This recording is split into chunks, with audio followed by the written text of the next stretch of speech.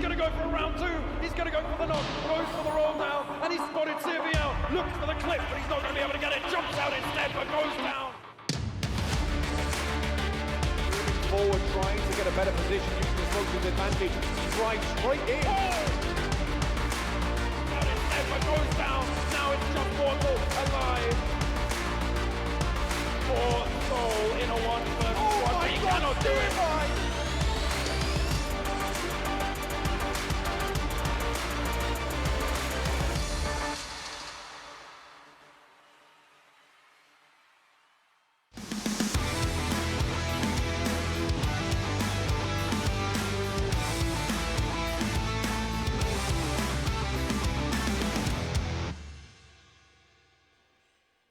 Hello everyone and welcome back to PMCO 2020 Spring Split South Asia Semi-Finals, and today is day number 5. My name is Varun Super Johnny John, being joined on the desk by a celebrity Ocean Sharma. How are you doing, man? I'm pretty good, thank you for that introduction. But yeah, I've been pretty good, and the way all the matches have been going, and with everything, for some teams it has been good first few days and bad later days. For the other teams it has been bad first few days, like KS Axe finishing on 24th, but right now they are sitting on 15th or 16th or something like that. So that has been a topsy-turvy curve for some teams. Like, they are good at this position, but till when? Like, there can be a team that has that potential that can just dethrone them from the first or second position as the teams are slowly and steadily rising up.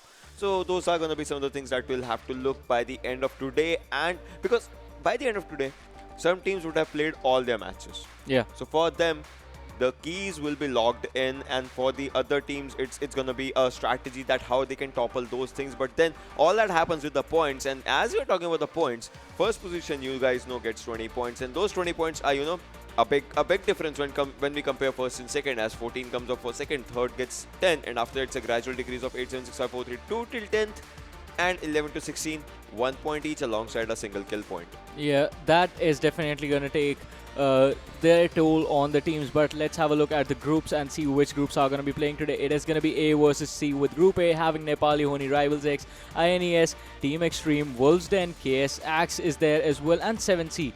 On the other side, Group B, Trusty Process, Rising Nepal, Elementrix not doing so great. Jyanmaara on the other side stepped up their game big time.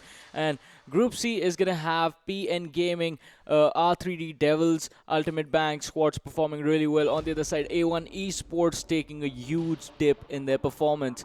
And the schedule for the day is the same as always, except Miramar this time being swapped for Vikendi. So we start off with Erangel, move on to Sanhok, then we have Vikendi, and then we end the day with Erangel once again. I mean, 2 Erangels, always a good charm. And the shuffle between Vikendi and Miramar, that's like one of the things that keeps you on toes. Someday you'll have to play the maps like Miramar. The other days you'll have to play it in an unpredictable situation like that. And today is 17th Feb, and so for 17th Feb, the groups that we have is A versus C.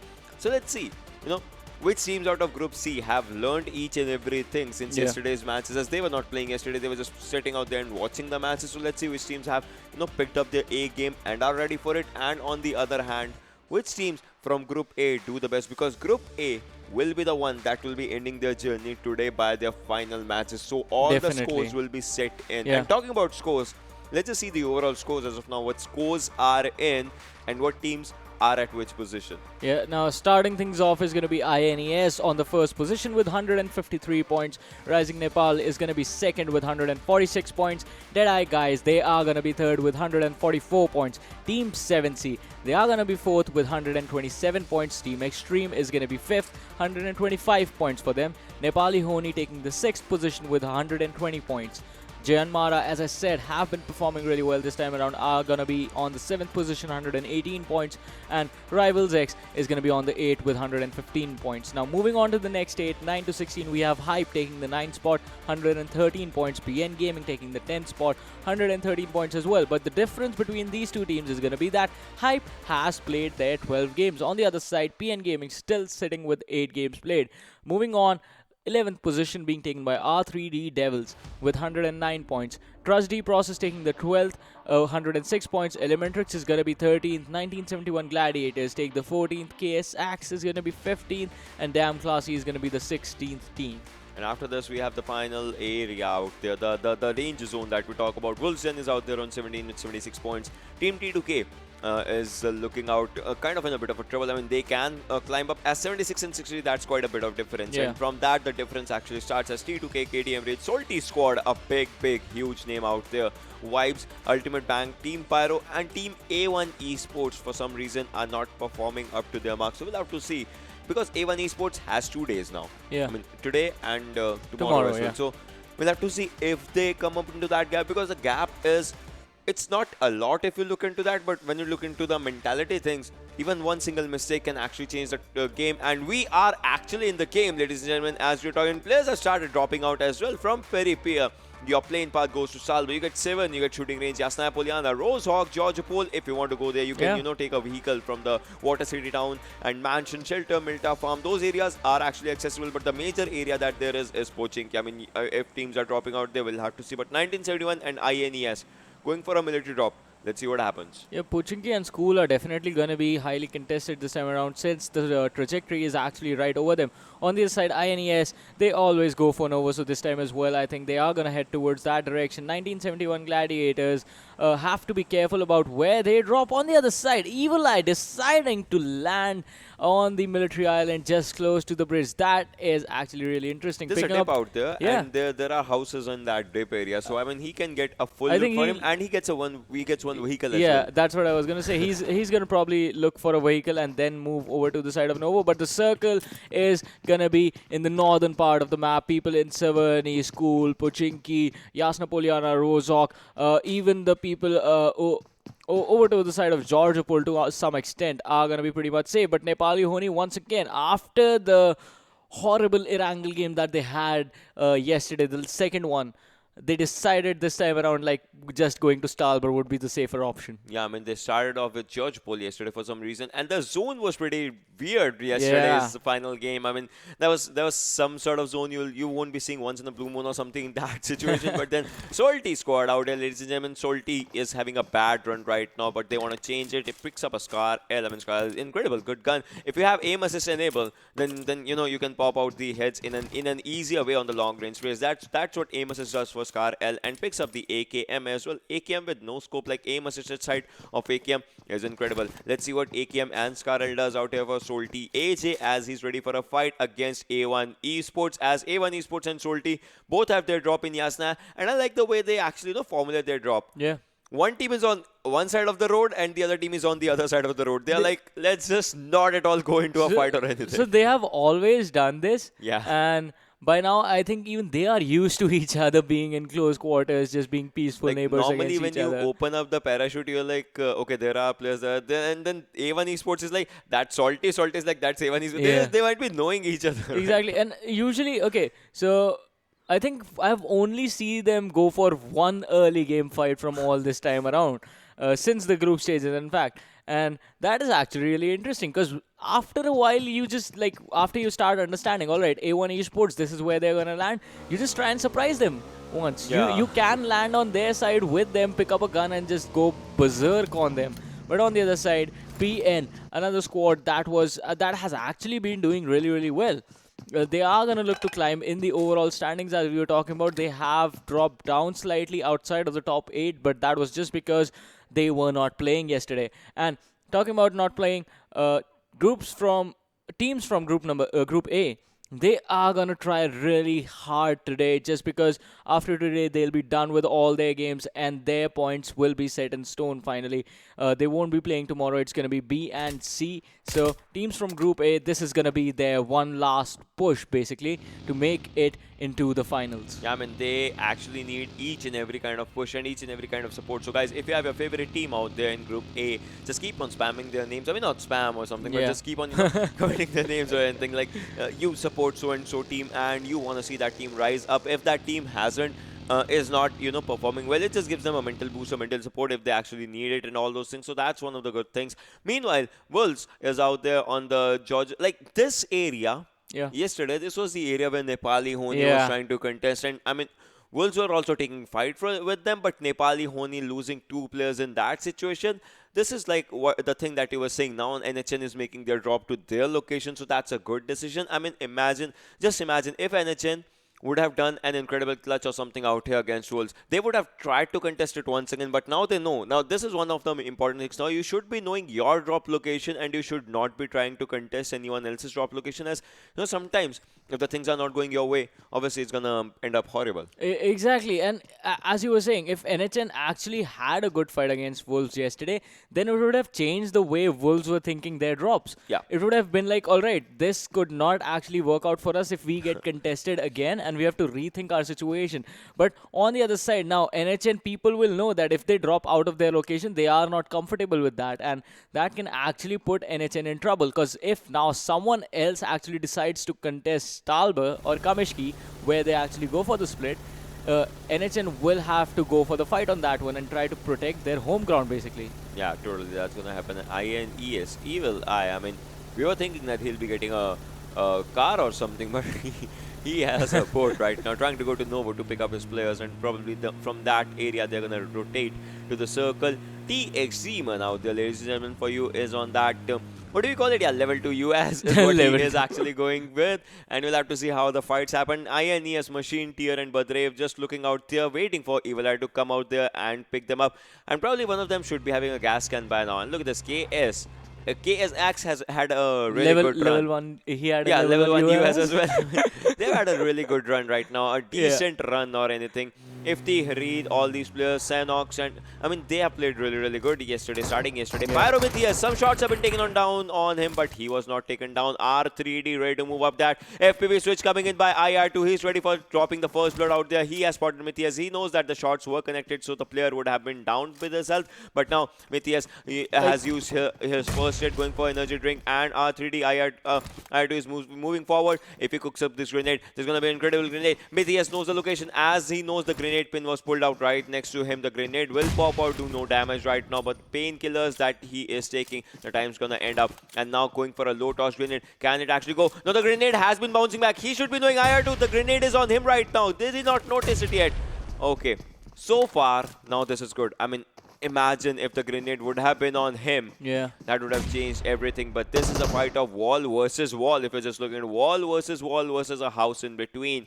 Which team is going to win? Because they don't have their backup right now. I mean, IR2, yeah, now the backup of R3D arrives. And this one solo player of Myth is just waiting out there. Is there a grenade? Is there a smoke? We'll have to see as it pops out in the meantime. Okay, that was a grenade, but that was fairly close for some reason. But smoke should be behind. Yeah, that was a smoke. And Myth ES is trying to move backwards. If he can, that's going to be a really, really good thing. But Enzil, Kagura, and IR2 are not going to let him do that. 3 people, those vultures, they want to feast on this. And but the cover arrives from Pyro side. Yama and Smokin, but Matthias goes down. Yeah, Smokin trying to look forward for Anzil. Can he actually spot the player? Yes, he has, but the shots are in vain right now as his health goes down. A jump shot on Anzil is going to take his HP down to 20, but Smokin is not going to do anything as Yama ES also goes down. 2 players from Pyro have gone down, and Smokin also goes down. This can be a first squad wipe. Will it happen as Pyro's last player is not here yet for the fight?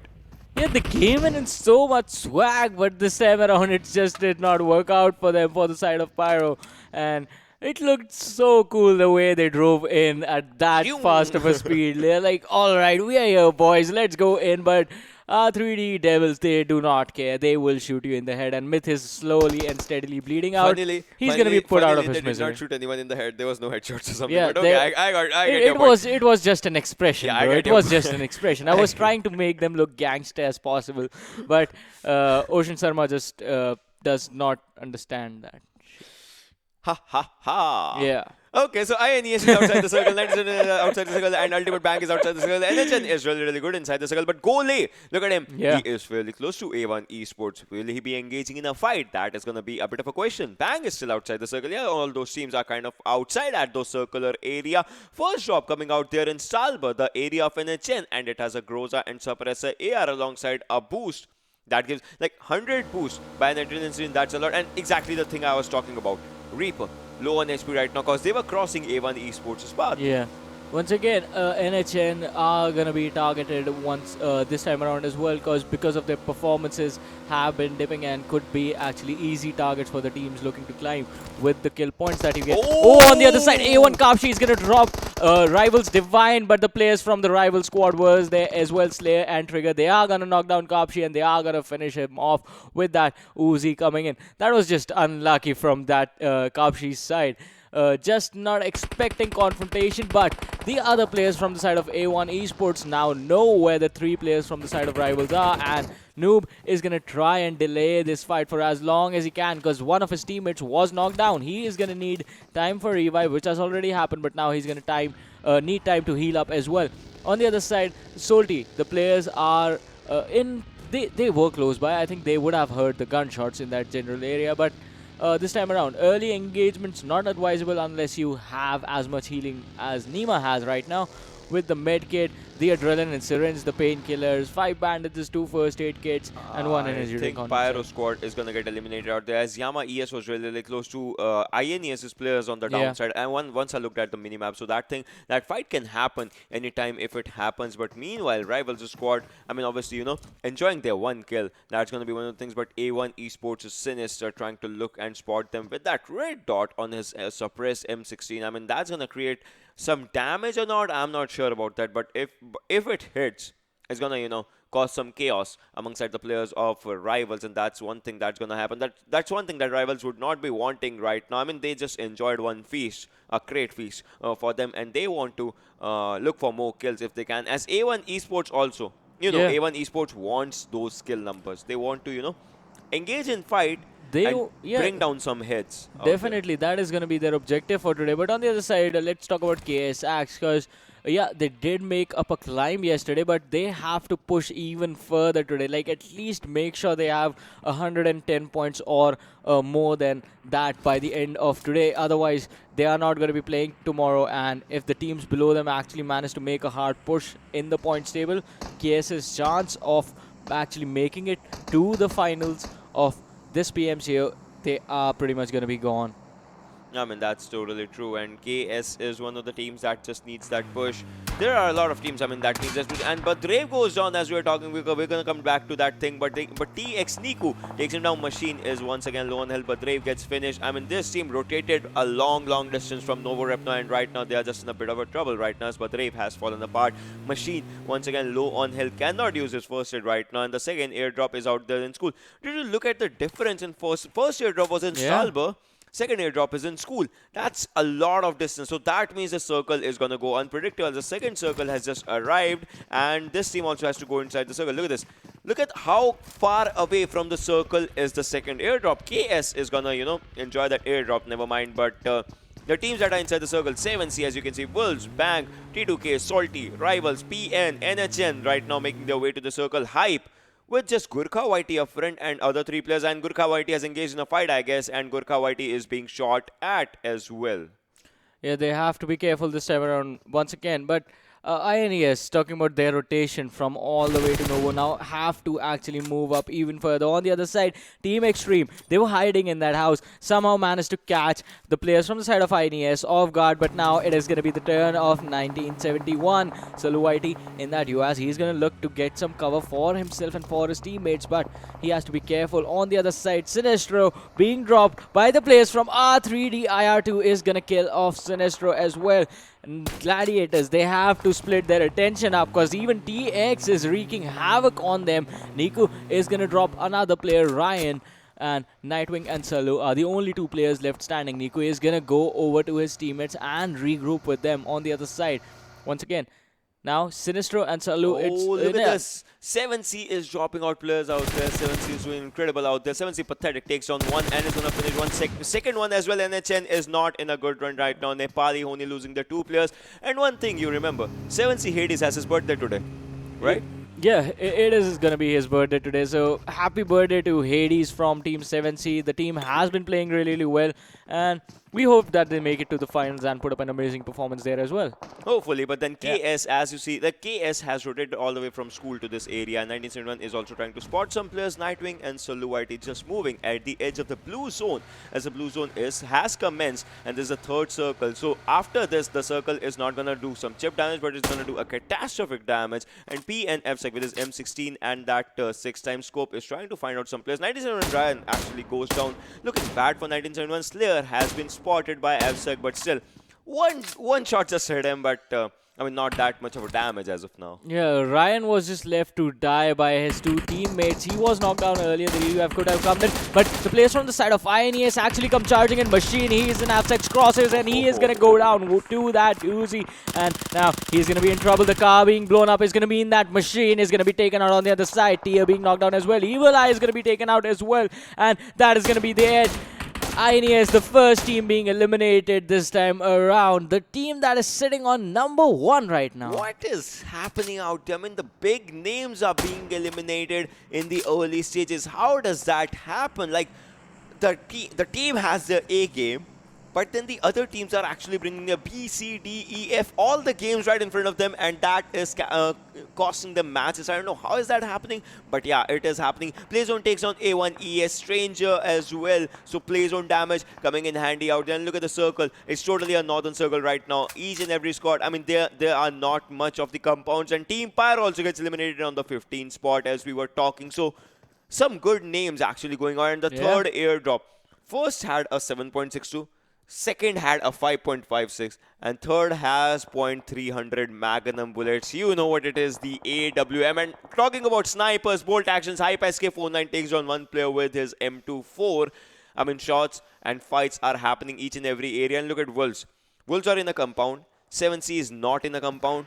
So they want to get a hold of that compound, as that is the first compound that gets you inside the circle. Yeah, that is definitely going to make you and provide you some safety while you are getting in there. But Hype SK49 with that M24 is going to look to spot out some players from the side of TX. He did actually knock down one, but now he is going to look towards the others, because Gurkha and Dalion, they are in a really bad situation. But on the other side, PN is just going to go in on A1 Esports.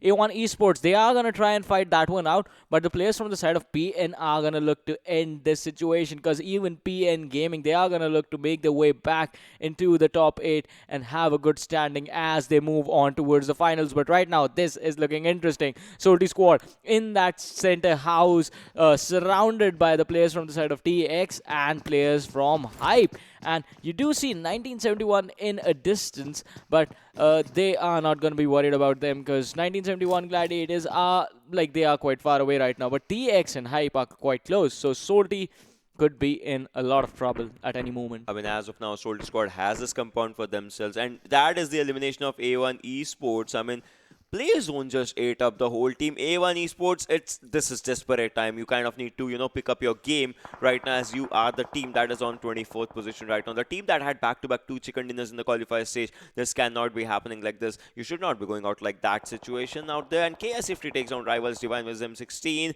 Rivals Noob takes on KS Reed out there with his M4. So that's a bit of a trouble for both the teams out there, as they are just slowly and steadily just losing their players, go down from one in other. And TX Viper out there, he is up front of the whole team. Hype SK49 takes out one more headshot, and this time it was for T2K Bolyang. Harid has been revived out there, and Mafia Ninja takes on KS Mehraj. KS Sanhok also goes down by Mafia Ninja. I guess Rivals Trigger takes on KS Sanhok. So I think KS is taking fight from 2 directions, and none of them is looking good for them right now. Yeah, KS, they have to find a way out of this one. 3 players knocked down, just trying to wait for only one left standing. That is going to be Ifti, but Ifti is on the low ground, so making it to his teammates is going to be really, really hard, unless PN actually help them out with this one. But Rivals are looking to finish off all those players. Ifti is going to be the only man left standing. We are down to 13 teams at any given moment. Even if Ifti goes down, KS is going to be taken out of this game, and that is going to put them in so much pressure. The players are bleeding out slowly. I don't see any way that Ifti can actually make it to his teammates and save them. But on the other side, one thing he can do is get basically revenge for them. Rivals, they are going to be distracted in a bit by the players from the side of PN, and he can use that opportunity to get some kills and trade some kills basically for their side. But now Rivals, the blue zone is going to start moving in towards them in the next 29 seconds, and KS Axe is going to be taken down as trigger kills off Ifti, and we move on to the only 12 teams remaining in game. Avsec, he's trying to puncture those vehicles so that Rivals will not have a way out of that house, out of that low ground. But Avsec has taken some damage, drops down to 60% health, putting him in some trouble, but turns around, spots out 70 Pathetic, and he is going to be taken out in an instant. On the other side, Mafia Ninja is there as well, and that is going to provide him some support as they go in and turn their crosshairs from Rivals to 7Cs. Avsec is looking really good when it's coming up to the fight. PN Gaming is looking incredible right now. I mean, they have 5 kills for them, for the team, 2 kills for all the players. But the fact is, the major factor is they are inside the circle. Hype SK49 goes down by 97 Salu IT. High Prototype goes down by Salty Age. Salty once again making a comeback in their fight. Salty Nima finishes Hype SK49. I mean, they steals the kill, and 1971 steals the kill of High Prototype. I mean, they both have 1-1 kills right now. I mean, they kind of stole each other's kills, but still, they have that with them. 7C Demon OP is looking really strong out there inside that circular area. We'll have to see what actually happens. We'll have to see how the fights happen. Salty Nima is right out there.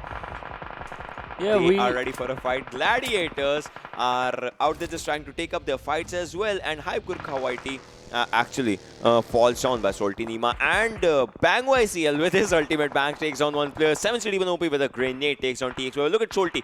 AJ is down. Rusin is out there for a cover fire. Xtreme is out there for a revive, but will that happen on time? Wolves Newty takes down TX Kazi, and TX Viper goes down by a grenade. 11 teams remaining, ladies and gentlemen. 36 players. Players are falling short, but the teams are not. That's a really good thing for the teams, as they have a chance of survival. Even if the single player is surviving from each and every team, they have a chance to make it up front. Yeah, they will definitely have a chance to make it up front, but the thing that I find interesting is that all these teams are actually fighting right on the edge of the circle. So the moment the blue zone kicks in and they move on to the next circle, all of them are going to move in together, and that is just going to put all of them in a really bad situation, because everyone will be shooting at each other, and you will have to figure out a creative way basically to survive. On the other side, 7C Aru is going down. He's going to be finished off by Wolves Dictator, and now that is just going to leave the entire team with just 2 people alive. On the other side right now, we have Bang LTD on our screens. His 3 teammates are right behind him, and he is looking to finish off the players from the side of TX. Hype is going to be taken out as Daleon falls to the play zone, and on the other side, Demon OP is going to be taken down as well, and 7C looking in a lot of trouble. But Salty AJ with that M4 is going to try and spot out some players in front of him from the side of R3D, and all 3 teammates charge in together as they realize 2 players are knocked down. This is going to be a 3 versus 2 situation, and Xtreme is going to take out Kagura. He's going to be finished off as well. Rusin takes a lot of damage, and they just go in and finish off R3D Devils in a matter of seconds. I mean, that was incredible by Salty squad right now. They wanted to come back, they got to come back, but the important factor is, look at the circle. The circle is just favoring Rivals right now, and no other team, as none of the teams are inside the zone. But Rivals is also in a bad spot, as their players are kind of down. They need revivals as well. T2K Legend can spot some players from Rivals and can take them down. And a chain goes down on 9th spot. That was really bad for Nepali Ho Ni right now. 8 squads remaining, and Bang Bikal trying to spot some players, and takes some shots on them. Team Xtreme goes down on 8th spot with just 2 kills.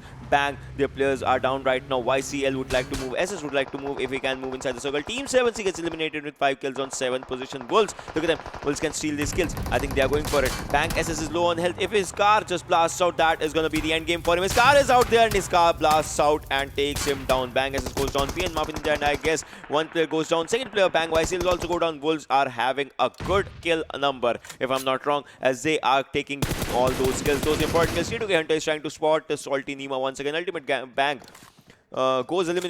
gets eliminated on 6th position. And Rivals, see, this was the team that was inside the zone, and this is the team that is being contested at a big amount, as PN Gaming is out there, T2K is out there, Wolves is out there, Salty is out there, and most of them have their focus on just one team.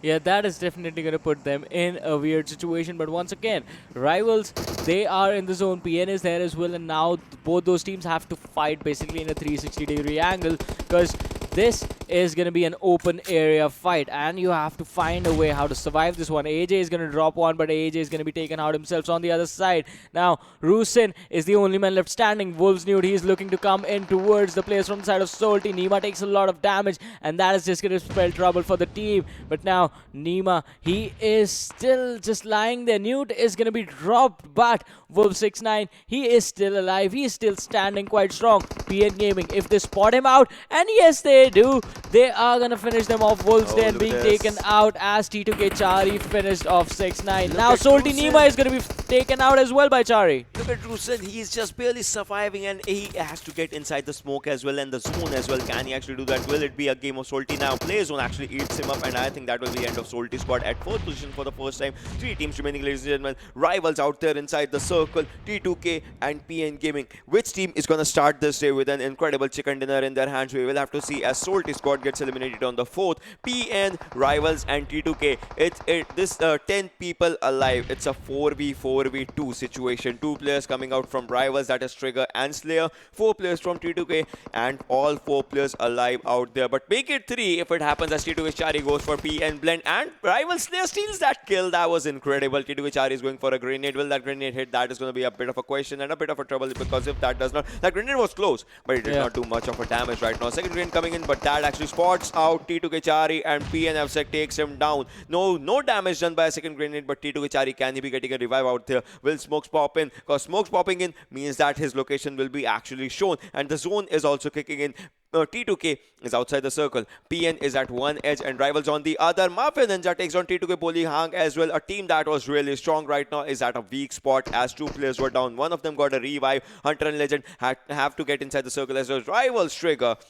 Is there something inside this box of secrets or not? That's going to be one of the things. But he spots T2K Hunter. Will he be shooting on him? No, he is letting Slayer do that job right now. But Hunter is moving in. He's just waiting out there. He's waiting for Hunter to get engaged with PN. And if that happens, that's going to be something. And Legend is also moving forward. PN Mafia Ninja has spotted Hunter and is trying to go for him. That DP skin looked really good. But right now, they don't have to focus on it. They have to focus on kills as Rivals Trigger also goes down. A grenade takes out T2K Hunter and would like to finish as well, as Rivals Slayer's grenade does the job. Slayer finishes 1 player, but that will be the end of Rivals X as well, ladies and gentlemen. 4v2 situation, 3v3 situation, sorry. T2K Boli Hang is out there slowly and steadily bleeding as T2K Legend also goes down. It's a 1v3 situation as Boli Hang exits the stage. Legend, if it does not get a revival in time, but that M249 in the hands of T2K Chari, 50% HP, 100 bullets out there, takes down, spots out 1 player and takes him down, but he will be spotted. Another M249 clutch, just barely missing out there, but still. PN Gaming wins this game. That would have actually been pretty incredible, because he had the cover of the drop and the M249 as well, which, as we all know, is really good. 100 bullets to play with. I mean, the moment he reloaded the gun, I was like... It was one of those movie moments that I was like, something's coming. Something's gonna happen. I don't know. Something is gonna... Yeah, the Rocky thing. Yeah. Rambo. Rocky was a boxer. Sorry. Alright, so that was... I can't spell Sylvester Stallone. You're telling me Rambo Rocky. Oh boy. But yeah, that was an interesting game indeed, because we were expecting A1 Esports to do well. They did not. We were expecting Nepali Ho Ni to do well. They did not. INES got wiped out early. They were the first team to get taken out. Yeah. I mean, that was pretty weird for me to actually see them. I still remember the moment. I mean, players were trying to spot, and Machine, he just dropped, he just barges his vehicle on PNFSec only, and PNFSec wipes him out with an Uzi, and that was just in a hint of seconds or something. And that is one thing. That's one thing that I like about this game. It's all that RNG, the probability things. You can rush yourself in at one place. The chances of players being there is gonna be something, and then the chances of the fact that the players are gonna shoot at you or you are gonna shoot at them is that Schrodinger's cat moment of those things. It might be alive, it might not be, and unless you actually go into a house and check, the house is both empty and occupied at the same time. Yeah, so a little bit of quantum physics coming in from the genius himself. The game includes quantum physics, I don't know. But still, talking about the teams that did really good, Rivals, I mean, with just 2 players surviving, they managed to take up an incredible fight right in front of with PN at one side and T2K at the other. They were at the centralized area, and as Legend was just and Hunter was moving his vehicle, Rivals players were just sitting out there waiting for the exact moment for the other 2 teams to get engaged. those were some really good strategies. Yeah, that was in fact a good strategy, but I think all that failed when T2K Hunter actually rotated with that UAS and they started shooting at them, the players from the side of rivals. I mean, yeah, if you are going to be patient, just let them pass by. Let them take the fight with the players from the side of PN. You can fight whoever is going to be left standing. But giving away a location when you know you are sitting at a man disadvantage and you have been patient for so long, you have been lying there for so long, just letting all that go with the snap is just going to be like a big letdown, I think. But still, making it in the top 3 in itself is going to be, they are going to be pretty happy about it. That just does not work out in some situations. But yeah, top 3 is good. But then now the thing comes is that no doubt INES is at the top position.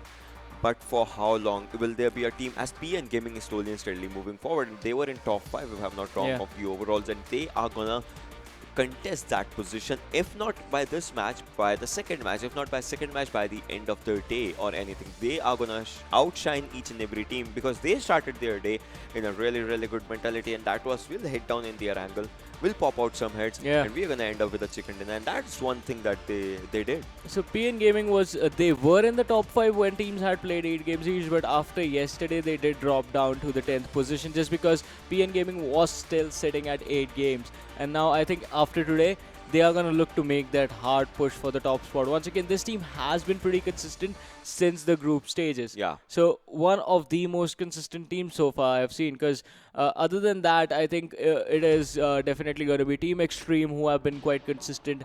And INES, their performance went up once since the semifinals started, but now once again they took a dip in this game. But it was just one game, so we can let this one go, I guess. I mean, we can let this one go, but yesterday as well, like we saw Rivals Nepal and INES, they are just, while one team gets a chicken dinner, they get 23 points. Yeah. There was a day when Rivals Nepal in those 4 games, they had 23 points. Yeah. Same went for INES yesterday. They had one good game, rest 3 were kind of decent. So those things matter in all the scenarios and everything, and let's just see what actually mattered. As we know which team was at the first and at the last, but we have to, you know, kind of make out that impact with where each and every team was standing. So let's just head out to the this match's standings as we are talking as PN Gaming with those 11. Once again, 11 number comes in handy out there. 31 points for the team. How many days has it been then that either the first or the second they get 11 kills? I don't know, but yeah, this has been out then back to back each and every day. Rivals X is out there on second position with 18 points.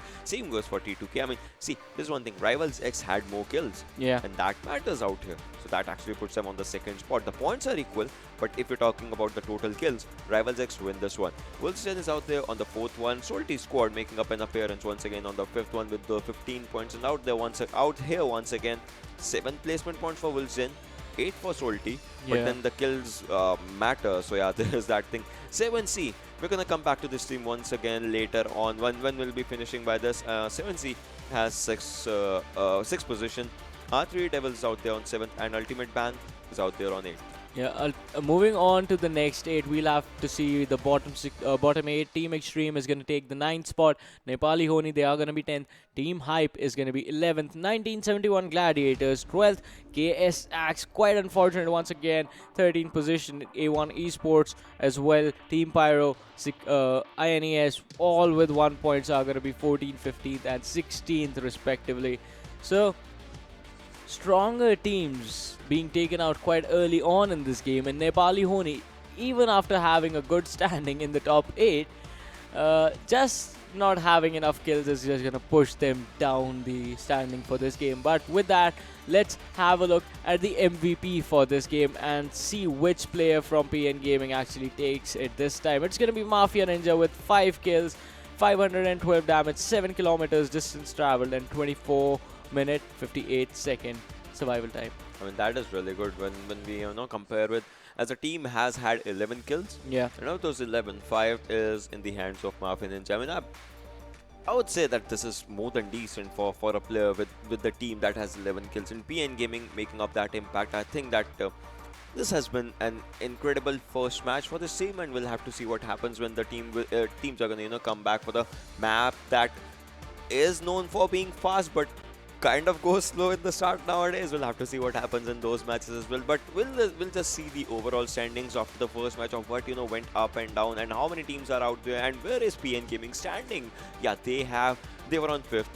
They are on 4th right now. They were on 10th before this. Before this game, like just jumping. What was that? Like 6 spots in an instant in this one game. Pushing them up to 4th position. On the other side, INES not much changing there. 154 points for them. They had 153 before. Yeah, I mean, that's one thing. That's 1 point. Does that even matter though? Like 1 point changing. Sometimes even a single point matters, but when you are at the first position, you kind of need to make up a mark Yeah. out there. So at that position, single point does not matter. At that position, a 20 kill or something, 20 Definitely, points or something, definitely. those things matter. Yeah. And Rising Nepal on the second, ladies and gentlemen, not playing today. Deadeyes Guys, DE out there on 3rd, not playing today obviously, and PN Gaming has started their journey right now with today's games and are on 4th already. 7C dropping up one spot as they are in their 13th game. Rivals X on 6th, Team Xtreme on 7th, and Nepali Ho Ni on the 8th position. Yeah, now moving on to the next state, we'll have to see how much has changed over there. Jyanmaara, they have dropped down to the 9th position. R3D Devils slowly climbing, are going to be 10th. Team Hype takes the 11th spot for now. Tragedy Process 12th. 1971 Gladiators climb up a little bit to the 13th position. Elementrix slowly taking a dip as they are not going to be part of today's game. 14th position for them. Wolves Den, they are going to be 15th for now. KS Axe dropping slowly and steadily. 16th. They dropped one position. I mean, Yeah. that's gonna be a problem or not. We'll have to see at the end of the day. But then Team T2K is out there on 17th. Damn Classy is out there on 18th. Salty Squad is out there on 19th. KTM Rage on 20th. Ultimate Bang on 21st. Vibes on 22nd. Team Pyro on 23rd. And A1 Esports is out there on 24th position as of now. I mean, this is a big of a deal for the teams that are on the downside. I mean, they have started their day with 9 games. I mean, it's the 9th game. I mean, they have tomorrow's day as well. Yeah. But it matters when you need to show your game. So that is going to be one of the things. Then let's just go for the top 5 kill leaders for the previous game as well. The game of Erangel. And let's see which players stood up. Whereas Mafia Ninja had 5 kills for himself. Wolf69 with 4 kills, 848 damage, 0 headshots. Rivals Trigger was out there with 4 kills, 550, and T2HRE 3 kills and 731 damage. That's a lot of damage when you consider the kills. And Rivals Slayer once again making an appearance, as Rivals is 2 players that did a lot for the team. Trigger and Slayer are out in this one with 3 kills and 615 damage and also 1 single headshot. Yeah, 2 players only surviving from this team to the later stages of the game. And as Oshin said, we are just starting out the day. That was Erangel. Coming up next is going to be Sanhok. We'll be back after a short break. You guys stay tuned and keep watching.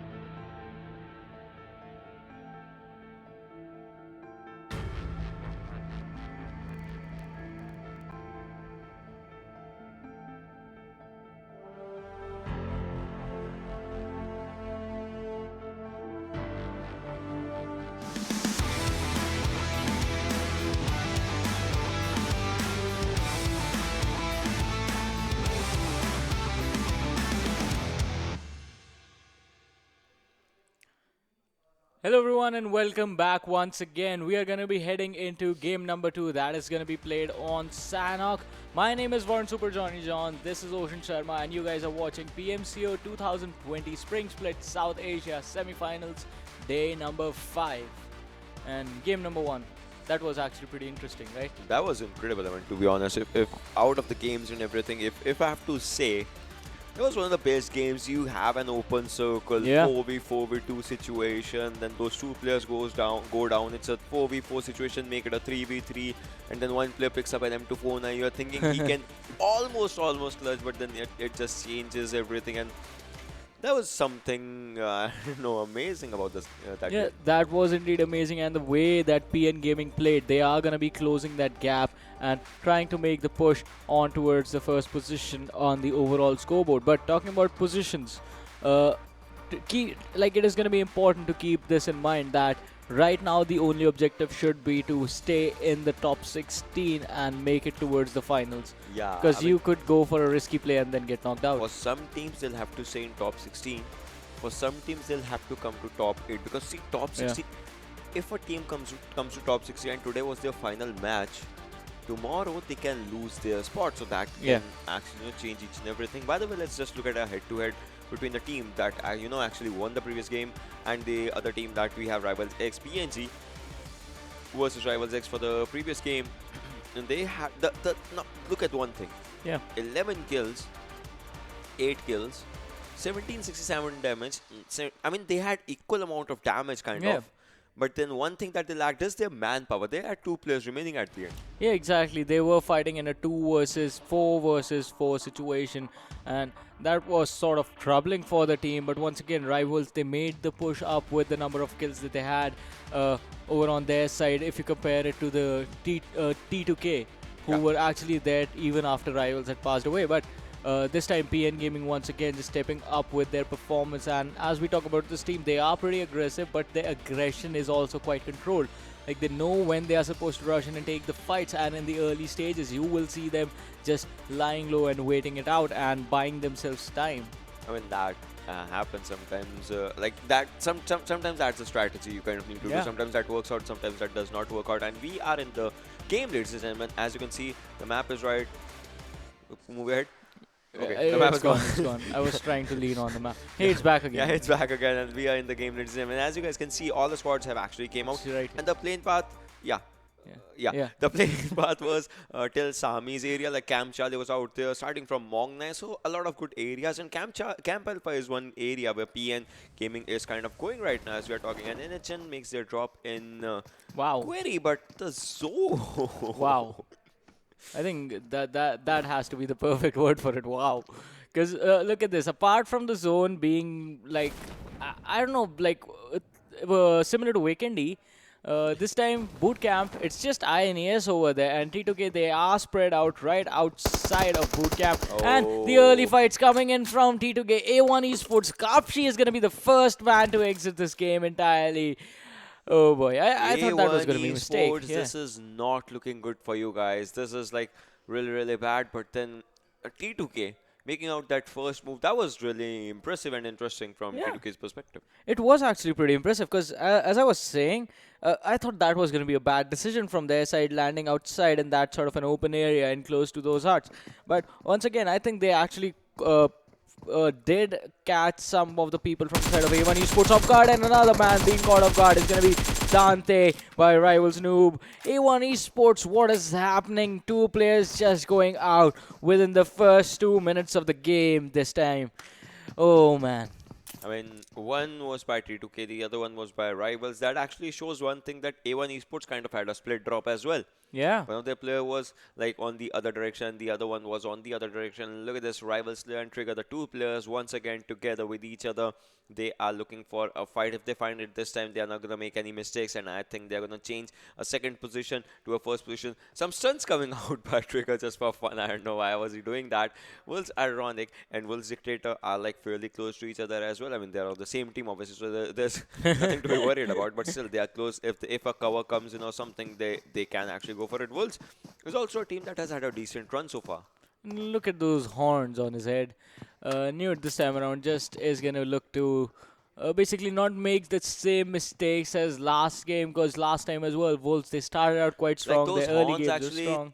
Yeah. show like he's a charging bull and he just wants to go for the kills or something. Like he's ready for a fight or something. Definitely. The like Wolves is really good in the early game stages, but as soon as you get clustered up and you're forced to basically fight from take fights in all four directions, that is where team of Wolves actually crumble. And in those situations, we do see the old guards, basically Nepali Ho Ni and teams like PN Gaming, sort of step up big and destroy basically anyone who's trying to contest them. Yeah, and hype is out here in the cave area. It's been like the cave has always been like the second camp alpha or something. Like not a lot of people like to go there, but yes, there is one squad out there. As you guys can see, they are ready for their loot. They are trying to go for the loots. And Salty, on the other hand, this team had a good comeback, but now this team I think is looking for a better game. Let's see if this team just gets it or not. Yeah, we have to wait for Salty to step up big this time around as well. But once again, the pace of the game has slowed down since the first two players from A1 Esports were taken out, and now the teams are just going to look to be a little bit careful and just go for those early game loots, avoid any fights if they can, and move on to the later stages. But that is gonna be tricky just because of where the circle is right now. It's on the northern part of the map. Camp Alpha is gonna be available. Paradise Resort, Boot Camp, Painan, Ruins, all these areas are gonna be available for now. But as the circle shrinks, and if it ends up making a dramatic basically switch to either of the extremes, then teams are gonna be forced to make basically rushed rotations in towards it. Yeah. And that is just going to be a totally different level of panic from everyone. Yeah, I mean, that's going to be a weird scenario for the teams as well. And we'll have to see where the circle also, keeps on dropping, as we are just less than 1 minute away from seeing the circle unfolding its wings and, flying into the other direction. One way or the other, the circle is going to be the main reason that the players will have to switch their gaming styles. If they have to go for it, they can go aggressive, depending on if the circle is more and more in water, or they can go passive if they find a really good spot. And Hype Leon, his scooter was just flying right in front of him for some reason. That was something. Good Whitey has taken some shots from some players, but still is. Imagine, okay, you are just driving a scooter or something. Yeah. Alright, the first airdrop, let's just talk about this, has an AWM suppressor and level 3 kit. But just imagine, you're driving a scooter or a vehicle, and you hear some shots, and the shots just start coming onto you. I mean, that scenario is kind of a panicky scenario in itself. Yeah, it's going to be panic. It's going to be irritating. Like, I'm just chilling here on my scooter. Why are you shooting at me, man? Yeah, like, okay, what was that? Like, yeah. that... Oh boy. But that actually looked like what players from Hype were doing. Like, two of them were just rolling and cruising on scooters. And they see me roll at the head. Yeah, exactly. They were hitting and then they shot him in the back, dropping him down to what was 40% health.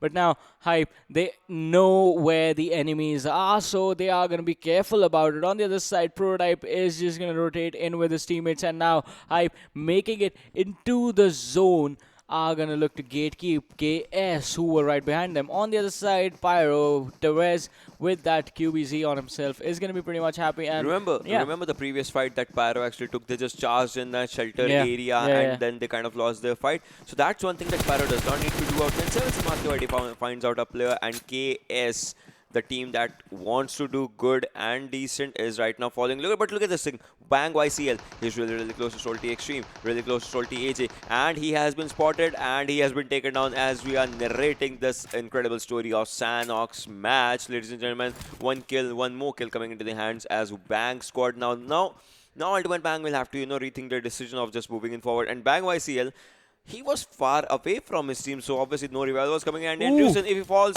yes, he has spotted the player, and some shots have been actually laid down on them. But then look at Bang SS. If he actually peeks from there, Rusen does not know his location. Bang SS can be that game-changing person who can actually save his teammate from that, and he is trying to go for it. But still, Rusen is looking for some shots, some sprays with his QBZ. And NHN Kole goes down by Pyrotrev ES. NHN Vcash takes down Pyrotrev ES. NHN Vcash also goes down by Pyro Smoke in ES. So Pyro versus NHN. The war is on right now. Yeah, but on this side, Rusin actually did a lot of damage to the players from Bang. And as you said, Ocean, SS could be the man who can change this entire situation. The unfortunate thing is that SS's location has been found out. Yeah. Now, Ultimate Bang are going to look to take control of that compound right on the low ground. But on the other side, R3D are going to make that engagement in towards Pyro, who were already fighting Nepali Ho Ni, and IR2 is going to be the man that goes down in that situation. Vcash is going to go in on Traverse, and Akish is going to finish off Smokin. But once again, that was a third-party situation over there, and Pyro now they have to be careful because there are a lot of teams in this compound. And Yama, he's going to get shot at. He does not have a way to fall back. There is one rock in front of him that is giving him some cover, but his back is going to be quite exposed. He is going to be taken down by R3D IR2, and that is just going to spell trouble for the entire team. Kick-Ass is quite close to his teammate, but R3D Private is looking to take the last player from Pyro out.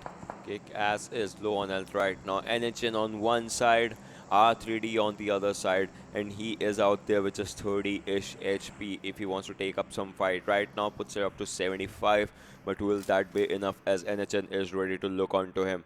And then there is one squad that is R3D on his back, and all he can wish for is if NHN fights up with R3D, but R3D has some other team on their hands as they have spotted Gurkha Whiteley putting up some shots, messing up most of them, all of them right now, as they just shot 5 shots and missed up all of them. Airdrop number 2 has a Groza, an extended quick draw mag, and an incredible gun for Sanhok. If I have to say, if I have to pick up one gun that can be incredible for Sanhok, it can be Groza or M249, because both the guns create an impact no matter what kind of zone, what kind of map you are in.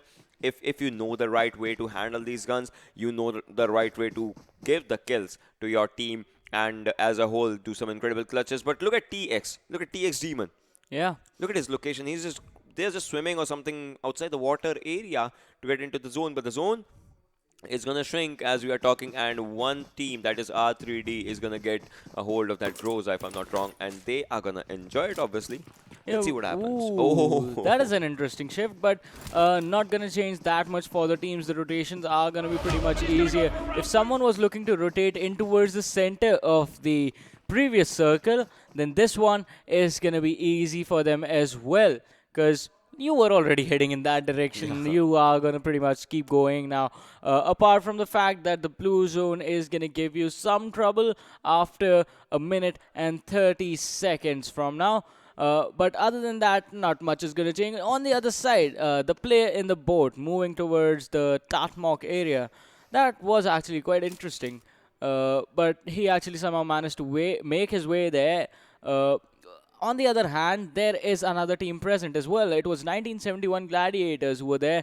Could be giving the team some trouble, but Pyro Kick-Ass still surviving in this unfortunate situation, being joined by KS. They have lost one player. Harid was taken out in the earlier stages, and Nepali Ho Ni are still looking to finish Kick-Ass off. He is still hiding behind the rock, still surviving, and this is so unfortunate. This is so scary for him right now. Has to watch the houses in front, where KSR has to watch his back constantly where Nepali Ho Ni is, and I don't think he's going to be surviving for long. I think I give this man like 3 minutes stops. Alright, so you're giving him like a survival time, but I think if he plays his cards right, if he just stays as he's at the edge of the circle, right? Yeah. So the teams, they might have to rotate from one side or the other side, and for that he can just survive. If that happens, that's going to be a really good thing for the player. But then PN, the team that won the previous match, right now is looking good with 0 kills, but still they are looking for a fight as the scopes are coming in handy. They are just trying to spot some players, and if they spot the players in the right direction, I think they are going to meet Wolves out there, as Wolves Dictator. Now he's making a run for his team, but if had he been stayed there for long, I think PN's players would have been on him. And PN Blend, he was trying to go into the water. And talking about water, TX Demon was the one who is swimming, and 7Cs, they can be spotted by R3D. All the players of 7C are kind of low on health. All the players of R3D are on 100 HP right now. We'll have to see which player spots which one and which player goes down, as the fights are kind of, the fights have stopped right now in a bit. I mean, the players are spotting each other. They're trying to shoot each other. But as of now, the circle is that big that they can find adequate covers. Musky YT goes a bit low on health. but still manages to go out. Now it's down to Aruz. Can Aruz just make it to the zone as we are talking, or will R3 try to go for it? And Enichen Vikesh goes on KS Mehrraz with his QBZ. He's ready for a fight. He's taking the fight, and he has the fight proper. And look at this. Look at Akish. He can just go out there. He can pop out the head, but then obviously was being spotted out there by other players. KS Ifti has been taken out. Enichen, Lake, OP, and Vikesh are two players. Sanhok is out there. Ifti will be taken down, and Sanhok, look at this. It's just one player. That is Lake. One player versus one player. KS Sanhok. One squad gets eliminated out here if this happens, and Sanhok is moving up forward. But right now, he's waiting for a revival. A pretty good thing. And then Akish goes down. KS Sanhok has taken Akish in his hands, and now the revival is coming in handy. Ifti and Sanhok on one side who can win this one. No! Grenade is so far away, but just imagine if the grenade would have been ending them. But Lake is surviving out there. The grenade damage just hits him, but Sanhok's going for a B plan right now. Obviously using some bandages for this fight, but Lake has a good chance out here. I mean, he's on the upward direction, but for how long now? Lake goes down. I mean, this is a bad chance, and he tries to move in backward. Good thing, but if he gets spotted, that's going to be the end of him. If he is moving inside the zone, obviously needs to get there so that he can put up his first aid or anything, as he slowly and steadily is just bleeding out by the damage of the zone. Sanhok is also moving in, but then if he will be spotted, Lake goes down, does not want to stop his spray, and just ends him up totally and properly. Now in this situation, Lake is in a good spot, but then he will be spotted by Sanhok, as Sanhok does a good amount of damage. But then Sanhok, look at him, just 1 HP, 1 HP. Can he be giving the kill? Will he be giving the kill? Uses some painkillers. That is the only thing he has. Will that be able to do something? I don't think so. Yes, it does for one, for twice. Look at him. His health is just barely surviving out here, but I don't think so for much long. But just about to make into the zone, and KS Axe. A bad run starts from him for them once again, as he just goes out of the play zone. Yeah, KS Axe once again are going to be the first team that are going to be taken out. Even after an amazing fight that they had against Nepali Ho Ni, and he was just 1 meter away from the zone. And on the other side, Nepali Ho Ni, what did they gain from that engagement? They lost 3 of their own players, and now Lake is the only man left alive in this game. So for both the teams, it was a bad decision. Even on the other side, KS Axe, they had so many players. It was 2 players still surviving, and they just decided to prolong the fight. On the other side, T2K Chari, he's going to spot out Evil Eye from INES. One shot managing to connect with the man, and is going to drop him down to 80% health. But now T2K, they have the cover. INES, the only opportunity that they have for themselves is going to go in for a collapse, but that is always risky, and the team with the cover is going to have a higher chance of coming out on top this time around, and it always happens. But Rave is looking to spot out anyone from T2K who's going to be trying to rotate out in the open. But so far, T2K, they have decided to stay in those hearts and have decided to just gatekeep the circle, because this entire location is right at the edge of the circle, and they are going to be looking to be careful this time around as well. Yep, that is true, and we'll have to see how it all happens in all of the fights, as T2K is, as you said, see, they have a good cover, but INES is flanked. You see Badrev out there, right? Yeah. Are they ready for him? As Evil Eye and Machine are on the topward area, and T2K, I mean, T2K is the team that is kind of not inside the circle, and the circle is slowly and steadily coming, so they will have to get inside the zone as well. That can change everything for this team. Evil Eye, look at him just snaking around in his area. He's just out there just trying to find a perfect cover or something. And Machine is also out there with that rock as his cover. Rivals has to get inside the circle, as well as Rivals is trying to move from the backward area. The team that was third in the previous game but was second because of the kills that they had, obviously. That changed everything for the team. So that is one of the things. I mean, you can give out good amount of kills, or you cannot cannot give out good amount of kills. Like, it all depends on the mentality of how the teams are doing. And 7C Pathetic takes down R3D IR2.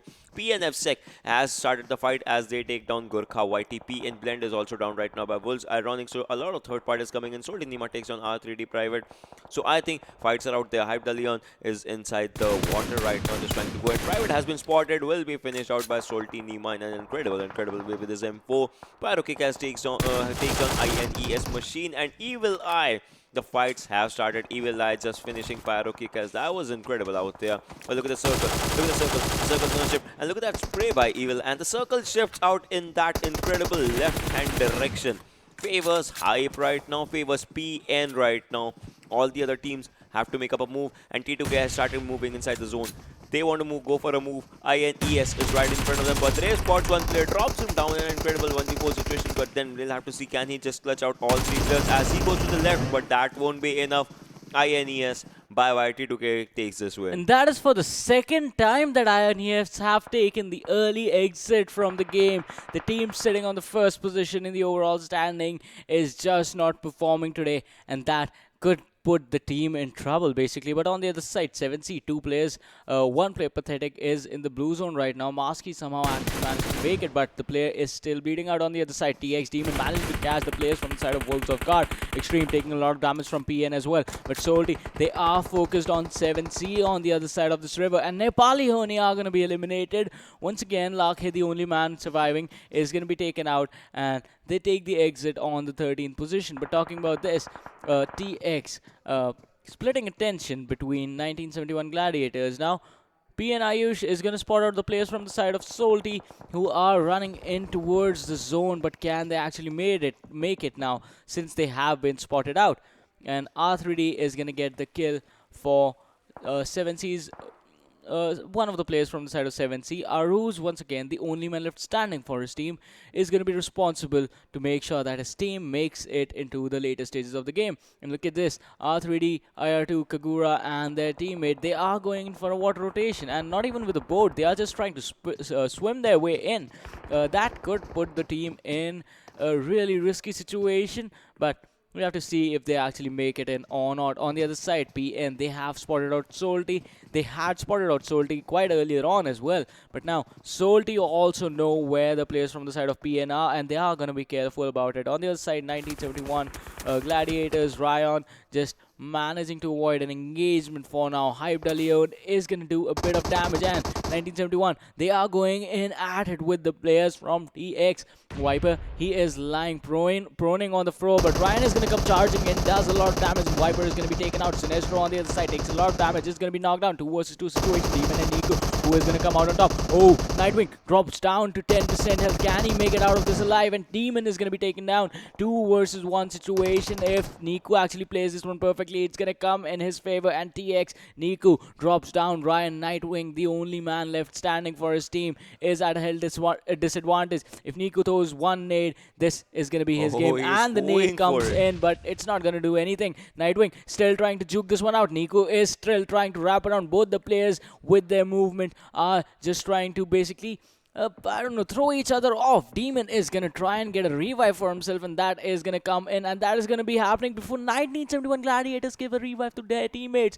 Oh no, this could spell trouble for the team. Nico, he is still trying to take out the last few players from the side of 1971 Gladiators, and will he be able to spot them out? Sinistro is going to be taken out, and that is just going to leave the entire team being eliminated. Nightwing falling down as well, and TX are going to come out on top in that engagement. I mean, that was an incredible fight from the hands of Team Xtreme as they just took out that thing. And bang! Has been spotted out by T2K Hunter as he was just trying to go for it. He knows that Rival Noobs is right in front of him. T2K Hunter can go for him, but then misses all the shots. But then Rival Noobs has been taken down by T2K Chari in this fight. Bang LTD, he should not be on the left side. Hunter, he knows that there's a player on his left, but why is he actually choosing this? T2K Legend is out there, and Bang LTT can spot him, but Legend goes for him, takes him down. Bang LTT is down, and Bang Bika is also down by just one player. T2K Legend on 1 HP, Clutch is out 2 players. Ultimate Bang, they have gone down, but Legend needs a revival, but won't be able to get it. T2K Shari is also outside the circle, trying to keep up the pace with the circle, has to get inside 100+ meters. Can he do it? As T2K Hunter is going for a first hit, I think he'll be able to pop it. Yes, he does, and he's just moving in forward. Salty AJ takes on PN Mafia Gaming, Mafia Ninja as well. Hype the Leon takes on Salty Xtreme. Salty AJ goes down by the play zone. Hype the Leon goes down by PNF second. Salty is out there for a fight. Salty Rusin goes down, and Salty Nima with that drop shot, but does not do enough damage. Afsec comes out there, but Salty squad gets eliminated by PN Gaming. PN Gaming once again trying to make up a mark, has one chicken dinner. Can they make it 2 out in this game? As PN with all those 4 players alive are trying to get into the zone as soon as they can, and yes, they reach into that zone area for now. 40 seconds left for the team. Rivals also make out an exit out there as Wolves go for a fight. Wolves is ready. has 3 players right now. The 4th player is getting a revive, and Hype Squad for a change is making up a move right now. And 7C Aruz, the lone player for 7C, surviving once again. We'll have to see what this guy does. And T Xtreme currently outside the circle, 250 meters, has 4 first hits. Can he just pull this off for 1 position or cannot? He does it as E1 Esports gets eliminated with just 1 kill and 6 position. And we'll have to see what happens. Wolves Newt needs a revive right now. I think he will be getting out. 7C gets eliminated on the 5th position with just 1 kill out there. 4 teams remaining, ladies and gentlemen.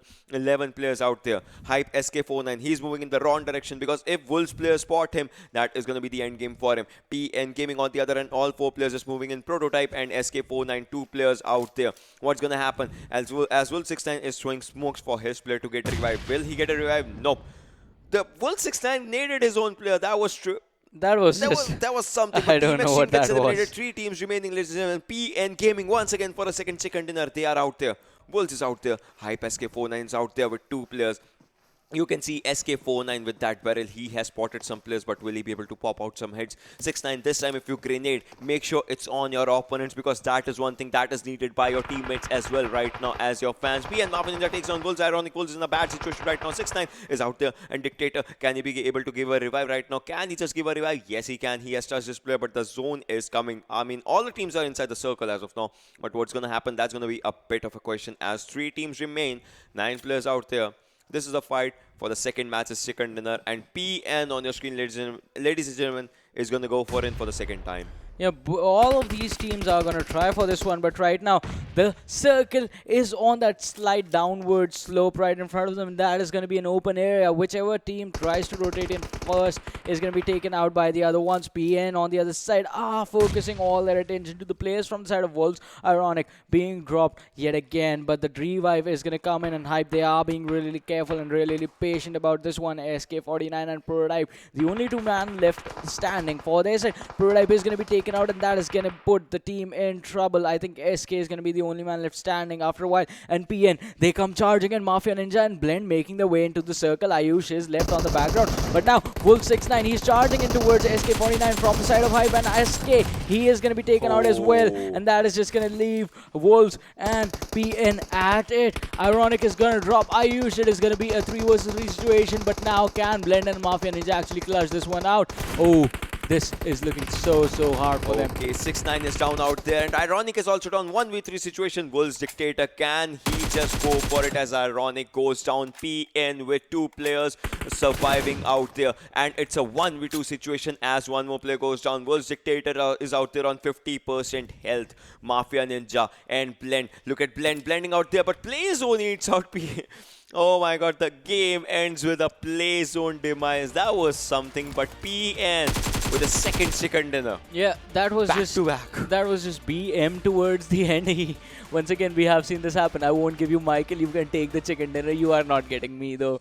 The player just goes and dies and to the this happens in Sanhok mostly. Yeah, at least he did not dance. I'm gonna dance till I die. That has happened once as well. But this time, once again, PN just putting up an amazing performance. A lot of kills for their side. I think it was 8 kills this time around. 8 or 9 kills or something and like that. It always seems to work out their style of play, where it just stay low for the early game stages, and in the towards the 4th circle is where we'll start to fight.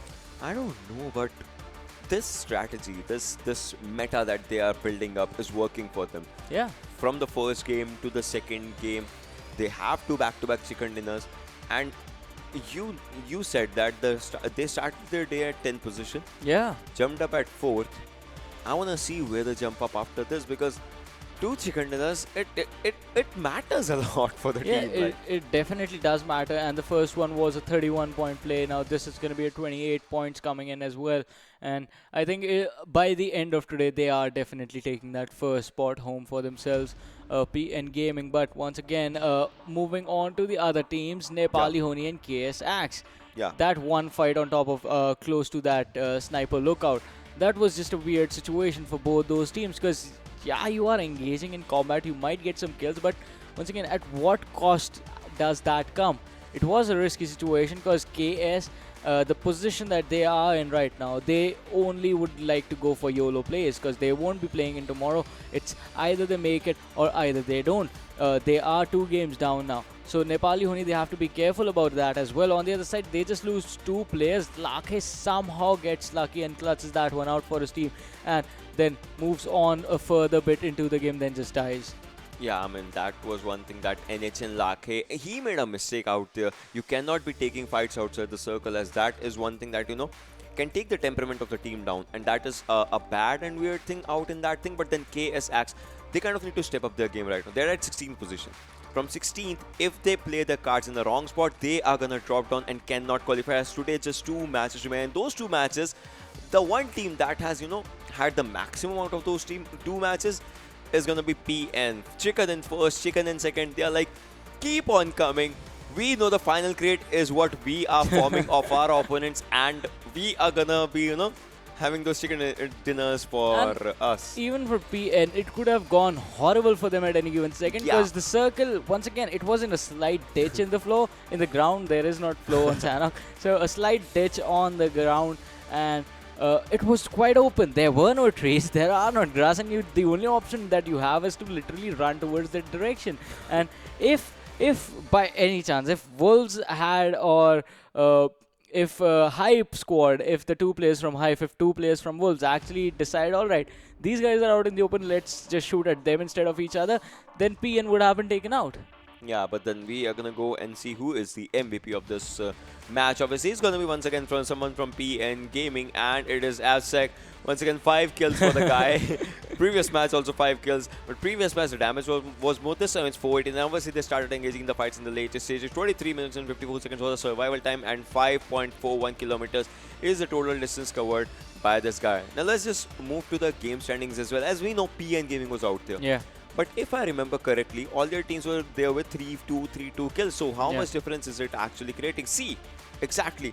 Look at where Team Hype is, a team that got eliminated on the 3rd spot with just 2 kills. They are out there. Wolves 10 had 5 kills, but T2K, look at their jump. 4 placement points, 8 kill points. Wow. Actually takes them up to 3rd position. My point exactly, like kills actually change each and everything in this game. Yeah, definitely. Kills are going to change the situation for T2K this time around. Moving on to the 3rd spot. Team Xtreme as well, jumping up to the 4th position. Hype is going to be 5th. Salty Squad also taking a jump because of the number of kills that they have, jumping to the 6th position. Rivals, they are going to be 7th. And Team 7C still sticking in the top 8 every single time, are going to be 8th.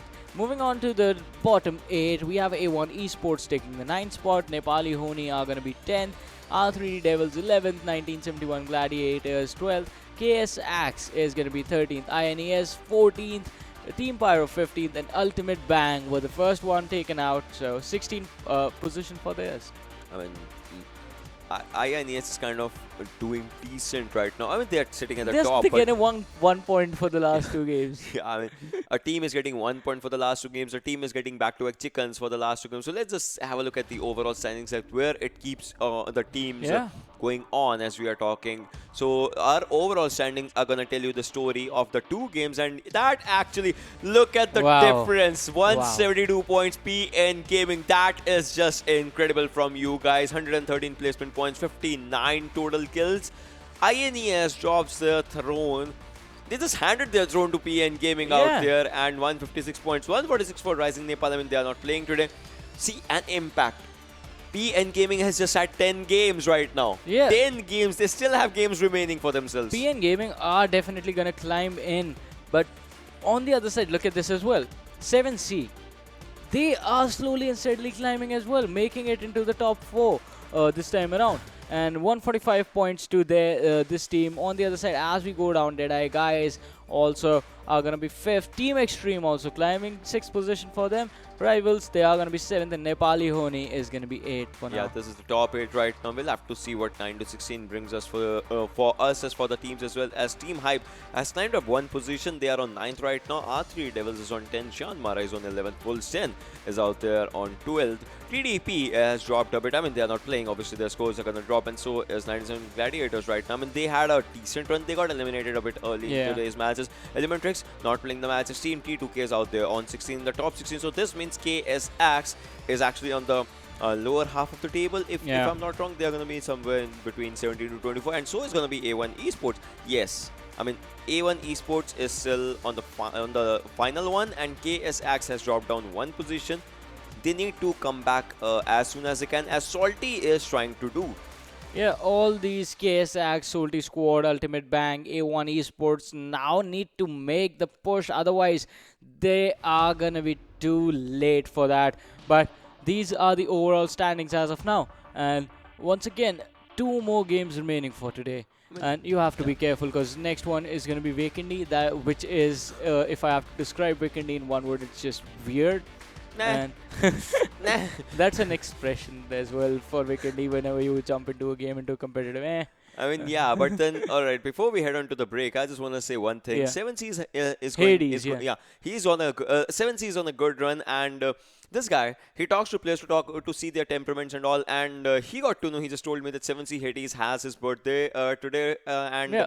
if he's playing or not, I don't know right now He because wasn't playing today. he wasn't playing Yeah. today. But I mean, to be honest, from our side, from all of our side, and from all the viewers watching out there, just spam out, just say Happy birthday, happy yeah. birthday, Yeah. 7C Hades, because it matters a lot for the team as well. The team is doing really Yeah, good today. team has been on the upswing ever since the group stages. In fact, just barely making it into the semifinals with 1 point, and right now they are sitting Talking in the about top 4. chicken dinners, they're gonna eat cake or something, and Yeah.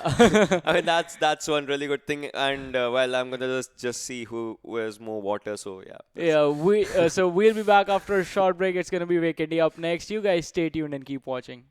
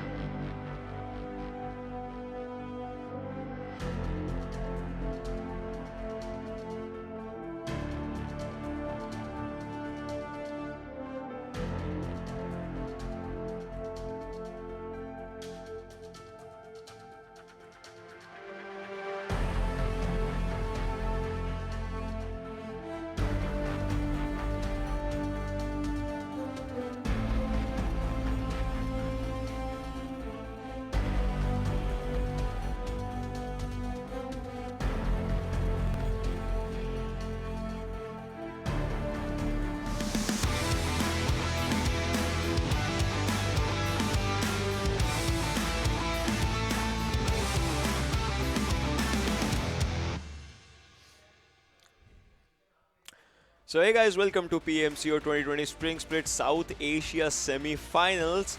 My name is Oshin Sharma and this is my beautiful friend, Krat's friend, Varun Super Johnny John. So how have you been feeling after the first two games, my buddy? Yeah, first two games have been pretty intense, and especially for PN Gaming, taking two chicken dinners for themselves, but moving on to the third one is going to be pretty unpredictable.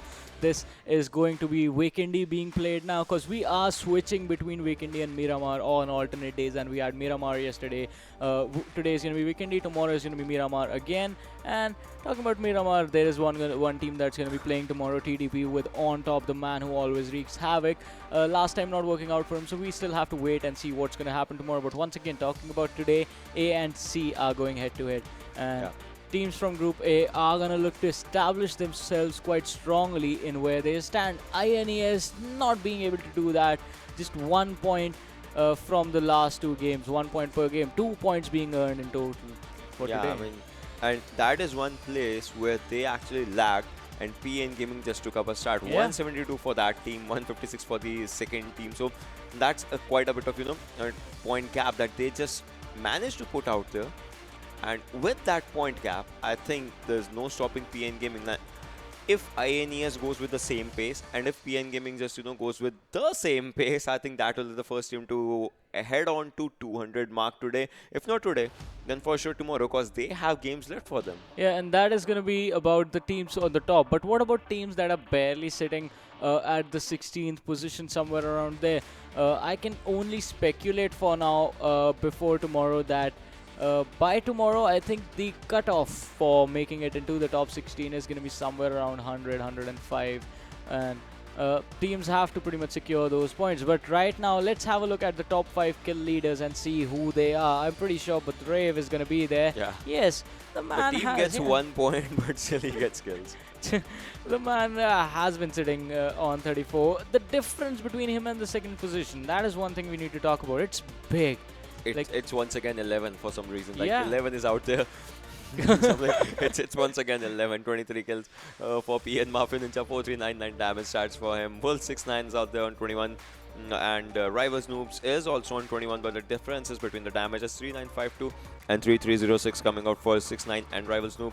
T2 Ishari is out there with 20 kills and 3973 damage stats for himself. But moving on to the next 5, we have Rising Nepal Sonam on the 6th position, 20 kills, 3798 damage and 21 minute survival time. Hype Dalion is going to take 7th position, 19 kills, 36 damage. Moving on to 8, it's going to be Team Xtreme's Demon, 18 kills on him. PN Afsec and Rival Slayer all sitting on 18 kills, but the damage for these guys actually changes. The survival times are quite close to the 20-minute mark for all of them. Slayer being the one with the lower one, 19 minute 32 second on him. Yeah, I mean, but the damage stats for TX Demon were incredible. With 18 kills, he has 4,300 damage. That's a lot of damage, which is, you are considering the damage stats of a particular player or something. But we are in the game of unpredictability where nothing can be predicted out there, ladies and gentlemen. As Peshkova is one of those areas where you can go Cosmodrome if you want to, Port Vosto Cement Factory, Castle, Mount Kresnik, Goroka, Vihar, Tobromesto, Villa. I don't know. So let's just do it once again. Yeah. I'll say Villa. I'll say Castle, and we have to see who gets the circle, because Ocean is leading in this Villa Castle race right now. It is 1-0, just because the first zone actually dropped on Villa. And okay, so we have to decide the rules. Is it going to be about the first zone, or is it going to be about the last circle being on Villa or Castle? It is going to be about the factor where I'm winning and you are not. So NHN has dropped down. And look at, oh my god, the circle. Yeah, we lose again. Circle. We both lost. Okay, whatever. But Cosmodrome is a good area. Trevno is a good area. Coal Mines, Abawa, Port. I mean, they are all the areas where players can actually go. Port Vosto is one place where players are not going as of now. T2K making up their drop early in Cosmodrome. Let's see what happens. And I think this came out in season 2 or something, and this still looks so classy. The thing that the clothes that he was wearing, his outfit. Yeah. It still looks really classy. My favorite one was the season 3 kit that you would get when you reached the hazard jacket. Yeah. When you reached Diamond on season 3. Which people say the mortal jacket. I have no idea about that one, but that was actually pretty. It looked intense. It was really, really, really good. And my favorite has always been the bunny mask thing, because that's what I wear, I don't know, Yeah, for some yeah. reason. And yeah, Bank once again making their drop. But look at one thing. Did you just see A1 Esports? A1 Esports has once again dropped single players, like in one position and the other. I don't know, for some reason. 1971 Science Show is trying to make his move, as they have to move 520 meters inside the circle as we are talking. So circle movements are kind of important right now. This is the third match, ladies and gentlemen, for today. Vikendi Group A versus C, as spring split semifinals are happening, and this is going to be an important one, as this decides each and every match. See, it decides the fate if the teams are gonna go up in front or not, and that's gonna be one of the things. Meanwhile, 1971 Ryan and Hype SK49 are fairly close to each other, but are they gonna be engaging in a fight right now? That's gonna be kind of a bit of a question, as we are talking. As Bang LDT also spots a player, but is trying to move backwards, because that's kind of important right now. Yeah, that is definitely going to be important for their side. But right now, once again, talking about A1 Esports, they have to be careful because going for splits does not always work out. But this time around, I think they're going to be pretty much happy about this, that they are not being contested. Because in the last two games, we have seen this with this team specifically, wherein no matter where they drop in the early stages, they are being contested really, really hard, and they end up losing players in the early stages. So this time on Weekendy, where anything can happen, the zone is not going to favor some teams, it's going to favor some. Water is going to be involved every single time.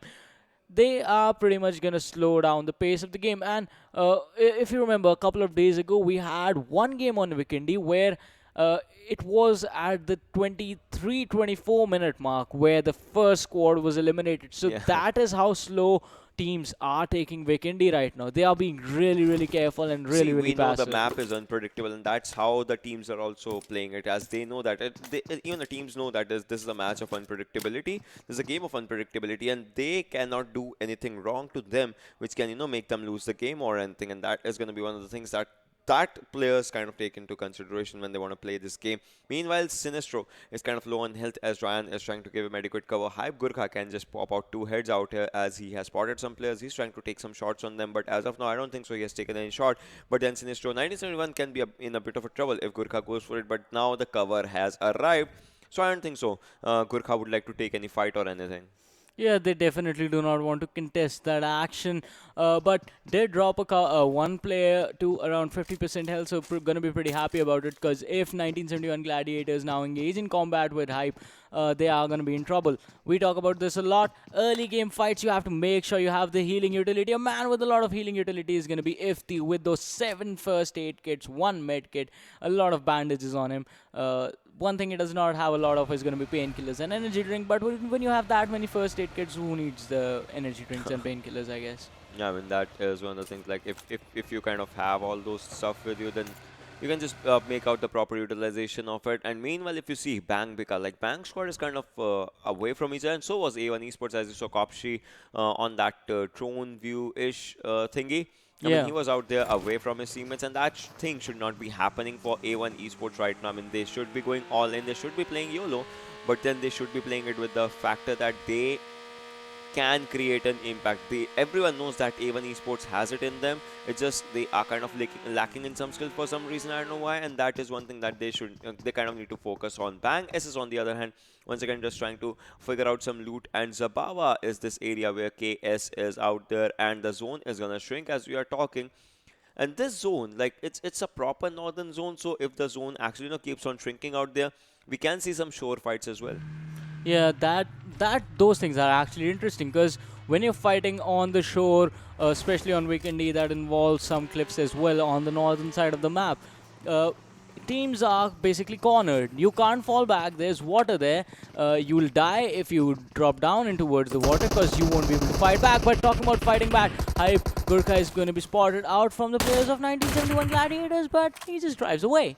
They do not manage to connect a single shot on him. Wow. And staying safe is one thing, and if you go out of that situation, that is important. Remember one video that we saw of iguana being saved by snakes and all those things. Yeah, that escape point, that thing, that is the one thing that matters, and that is one thing. So guys, if you haven't checked out that video, it's on YouTube by some National Geographic or something, right? Yeah. And that was just a pretty interesting video, to be honest. I don't know why do we watch some things like that, but when we get free time, we just go for it. Meanwhile, talking about going for weird things, I mean, not weird things, but talking about going for things. If you guys know some good web series, just keep on, just name them because we are gonna go and watch or something. I don't know, something like that is gonna happen. So yeah, that's one thing. Meanwhile, KS. Okay, one thing. See, KS is still in Zabava. They are still not faced by the teams movement that are happening right near next to them. And A1 Esports is trying to make out their move inside Zababa. Both of these teams are at a terrible situation right now if you're talking about the overall standings. Yeah. And talking about one thing, INES is making up a comeback out there as they take down R3D season as well. So INES, do you think this can be their game? This can definitely be their game because Kagura right now is been cornered. He is going to be sandwiched by the players on the side of INES. Machine closing in the gap, but Rave is there. Evil Eye has his crosshairs set on Kagura's house already. On the other side, Private and IR2 are in the background. So for them to actually come to the aid of their teammates is going to be pretty hard because look at this. The open ground that's there right behind him, right behind Kagura's houses. That is where the players can be spotted out from. But this can go either way because Budrev right now did take a knock coming in and the smoke is going to be popped. The revive is focused on Private and IR2, and that is just going to mean that R3D are going to be in trouble. Kagura still bleeding out quite slowly, the smoke being popped by Evil Eye just to help him push in towards Kagura and finish him off, because once they get control of that area, that is going to mean that they can push in even further and take out the remaining two players. But Machine, he's going to go charging in. Is he going to, and the nade being thrown is going to force Machine to fall back on towards the other side of the house. But now, can he spot Kagura? Because Kagura is going to try and rotate out, but Machine, oh, it was Evil Eye who drops him.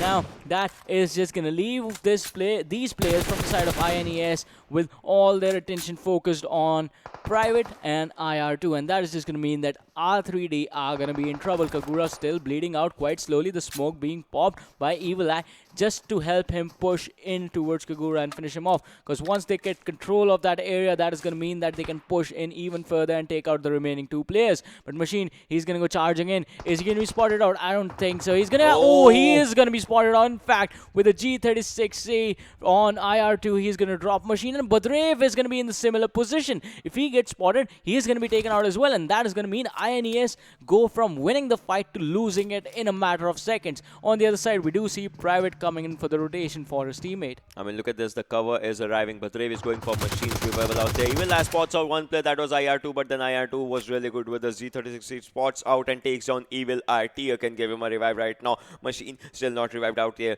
Budrev is trying to go for a plan B, if I'm not wrong. And R3D, the team that was in a bad situation right now, is in a good situation. Hype SK49 has an 8-time scope with his M24. He's trying to pop out some hits. And IR2 gets spotted by Budrev and will not stop until and unless he finishes him. His M4 doing an incredible stuff out there. But his opponents are actually, trying to move right next to him, and the throwables are all coming in if they are. But then Tier, he should be reviving Evil Eye. What is he doing? But then I think the call has been given to Evil Eye to just stay out there. I mean, they can just lose up a potential thing. And Kagura has been taken on by Budrev. Now it's just down to Private, the lone survivor. But can he actually escape? I don't think so. But he does in the final movement. So the damage has been done. R3D has lost the three players as we are talking, as the third player just goes down. Kagura goes down. Private is still trying to struggle. Kagura has been taken on in a fist fight. But look at this. Private, his car is in a bad spot. If not INES, if some other team just spots him, they are going to end him out. But then one big question is, can they revive Tia, as Tia was slowly and steadily bleeding out there? But that is an important thing, an important question in his mind as well. Ayush, PN said players from PN Gaming trying to go for a third chicken dinner if they can go for it. Currently has 0 kills, but they have lost one player, and that is Mafia Ninja. So I think they'll have to change up their strategies as well. Yeah, they will definitely have to change how they are playing this game. But this time around, one thing that's not going to change is going to be the circle coming in. Look at Bang LTD still in the blue zone. But apart from him, all the other teams have actually made their way in. And this is going to be interesting where the next zone is going to shift. Is it going to shift north? Is it going to shift south on towards the land? And being Vikendi, it has to be water, so the northern shift is going to kick in once again. But since the teams were already in, clustered towards the center of the zone already, they are going to be pretty much comfortable with that one. And Trevno on the southern side of Trevno is pretty much going to be where teams are going to look to rotate towards. Wolves is slowly moving their TXs already there. And 1971 Gladiators, Pyro and Bang LTD, just one player from the Bang squad, are all outside the play zone, all outside the circle right now. Okay, so players from Bank Squad were taken down as we were talking. But one thing is that an airdrop was arriving, and the airdrop was between KS and R3D Private. R3D Private is a solo survivor from R3D right now, and PN, ladies and gentlemen, Blend, as you can see, is trying to spot his surroundings, and he has that white teddy bear thing. I think he can just easily blend into the surroundings of Vikendi as well if he just tries to go for it. But then Hype is also looking for a fight. Private, this is the thing that I was talking about. Private is a solo survivor, and KS is right in front of him, and there's an airdrop somewhere around in Wall Nova as well, so that can create some problem. Akish and Lakhe OP are trying to move in forward as well. Wolves, ironic, alongside his Wolves squad, one game they had a second position. This time they'll try to go for a chicken or something. Hunter will be spotted. NHN Vcash takes him down. T2K Legend takes down NHN Vcash. Hype SK49 takes down Bang LDT. So fights are happening each and every area. Cole is currently low on HP right now. He needs to pop up a first aid if he can. Goes for a med kit. He is full HP recharge right now. But can he just take up a fight? As his player is also knocked. Now that player has also been taken up, but it is gonna be NHN versus Salty versus T2K if Salty joins the party. But so far it's NHN versus T2K. Both the teams had one of their players go down, but then both the players have been revived. Yeah, the players are going to be revived now, but that is going to mean that precious healing utility is going to be used, and we have seen that happen. That is also one of the strategies. You knock down the player, you let them revive and heal back, and then you knock them down again, just because you want to pull out every single healing thing that they have, every single first aid, every single bandage, and then you charge in and then you drop them for one last time and eliminate them. Look at Hunter, what is happening? Is he just jumping on a bed in the house? Oh, okay, that is what is happening out there. So we'll have to see what happens in all of this scenario. But I mean, all right, the match will be restarted. No, doesn't matter. But I think the match has restarted, if anything. Yeah. That was just one of the observers. There was just like one thing happening, but then the match is ready. We are once again inside the match. I was like, hey, okay, we have a lot of observers. Does not matter if one disconnects. We are just gonna switch to another one. All right, that's how Mafia works. Yeah, exactly. But then T2K goes down as NHN Gole goes for a headshot on him. We'll have to see how that happens as T2K is getting shot once again from NHN. The fight where we left off, that's where the fight once again starts off. So that's like one of the things. But then Hunter will be getting a revive as we are talking. T2K Shari and T2K Legend are out there for a front cover if NHN tries to push. But then one team that no one kind of knows out there is that is Salty squad. Like Salty can just barge in either of the teams and can help the other team get some kills as well. Yeah, that is one thing that Salty can do. But on the other side, they have to be careful as well, because Nepali Ho Ni, see, as you said, I think even Salty are thinking of that. Nima is on the edge of that ridge right in front of him, and he's trying to peek over it, trying to see if you could spot out the players from Nepali Ho Ni or T2K. Anyone trying to rotate so as to you can get information. All right, they are in this combat. Oh, R3D Devils. Private is going to be taken out, and they are going to be the first team eliminated. That was something that just happened out. I mean, no one kind of expected that. Not even that team expected that. But then, this is what unpredictability in PUBG also is all about, and especially in these kind of maps like Vikendi, when fights happen, they just happen. And INES machine goes down. Even I goes down. Salty AJ takes down Badrev as well. The guy is on a 1v3 clutch. I don't know. And Salty AJ takes down 3 players in an incredible 1v3 if that just happened, and Machine is low on HP right now. It's just one player from INES surviving, but for how long can he just survive, as Machine has also been taken down by Salty Xtreme. Salty Nima takes on Badrev. One player, Tier, is surviving. INES once again about to be eliminated on 15 spot. That is not looking good for them, and Salty has 3 kills. All these 3 kills coming in the hands of Salty AJ as he did an incredible stuff out here. But we'll have to see what happens as Xtreme is giving cover to Rusent for him to go up and loot in those areas. That seems like a really good strategy. But are they going to go for a bridge block or something in Vikendi? I mean, we haven't seen a bridge block in Vikendi, but there's always a first time, right? And we'll have to see if this thing just happens out here. But so far, Salty is looking really good in their fights, and Bang, they are trying to take up a fight against NHN. I mean, they have spotted some vehicles out there. They have spotted some players out there. But have they spotted the fight? Because that is going to be an important one. And Rivals Divine takes on Salty Xtreme. Salty, the squad that was looking really good right now, is in a bad spot. Lake OP was spotted by Bang YCL, but still, he makes a move for his safer spot. And so far, Cosmodrome, as Cosmodrome is inside the circle, the teams that are actually out here, they can just relax for a bit. But Wolves, NHN, T2K, these squads are like fairly close to each other. If a fight happens, I think they'll have to take it up and they'll have to go for it. And Xtreme was taken down, yes, by Rivals' players. And we'll have to see how the game's temperament changes for Xtreme, for Salty out here. Yes, Salty, they were in trouble, but Xtreme did get the revive. The heal is going to come in soon, so they are going to be pretty much comfortable. But now, NHN and T2K, still the Cold War coming to a stand between these two teams, just hiding out there. But on the other side, NHN, they were in the compounds now, slowly and steadily trying to crawl, trying to move in towards their enemies right in front of them. If they actually manage to make it in there, that could be a surprise for the side of T2K. But once again, remembering the other angle we were looking at this fight from, Salty is quite close to these guys now, closer than ever before, and Wolves is right next to them as well. So this area of Cosmodrome this could be the battleground of all these teams. There's going to be a war amongst all of them at any given second, because now everyone is inside the circle, and Wolves, they have got a sight of the players of NHN. The shots being fired from 6-9, everything's going to miss. But now T2K, they are joining in on NHN as well.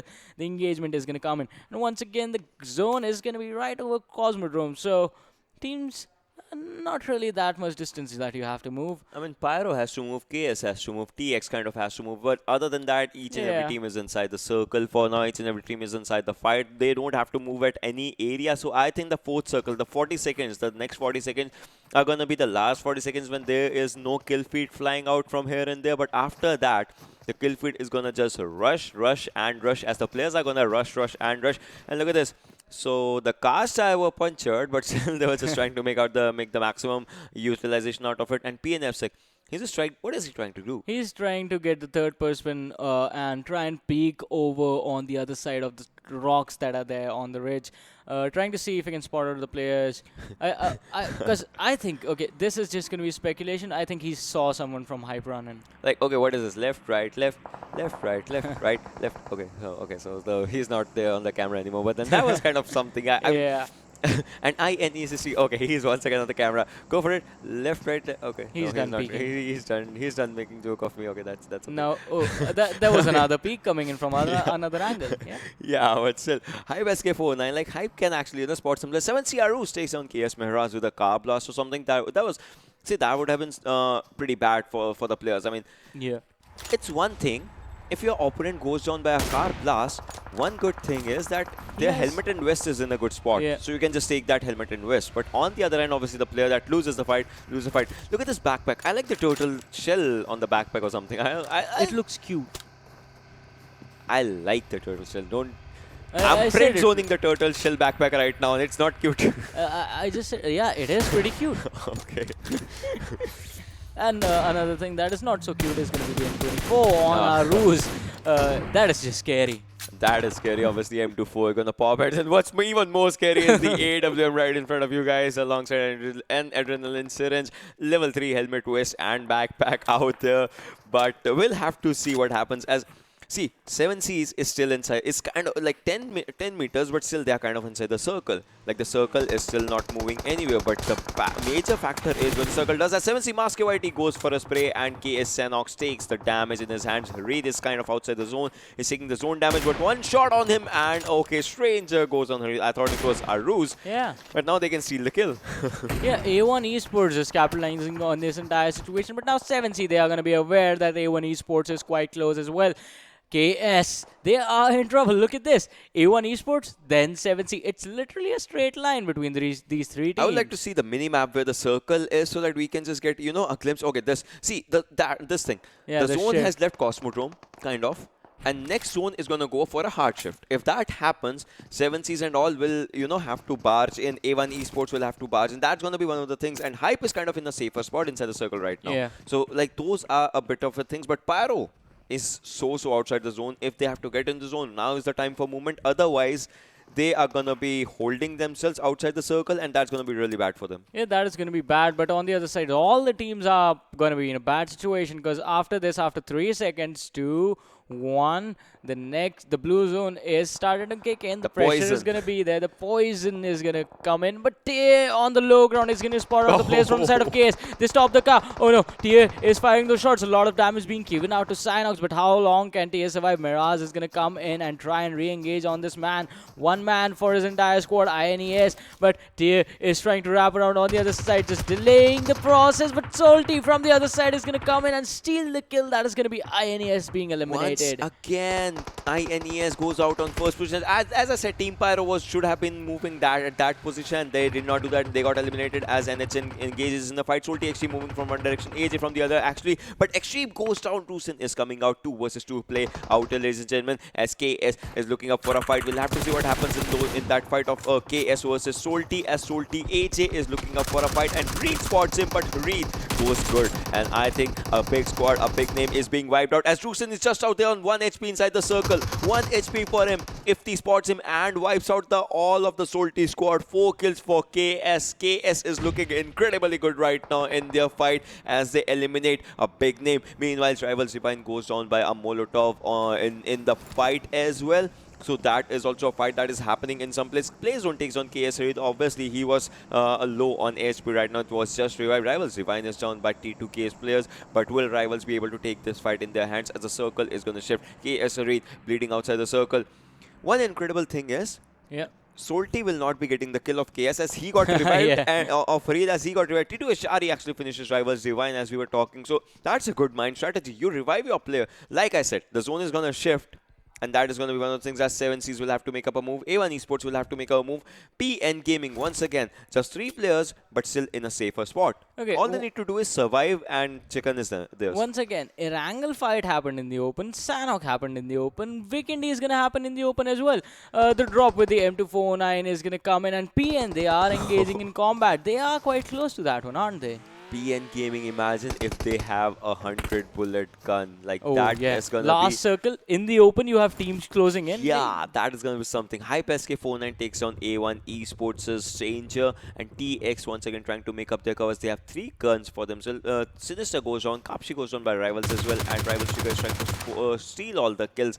And I think they are doing that in a really good, in a incredible manner. As Dante also goes down, Rivals Trigger gets his kill, steals it from Hype Squad. That was a pretty good engagement that they just did out there. But right now the major factor is just 18 seconds and they have to get inside the circle as well. So does T2K.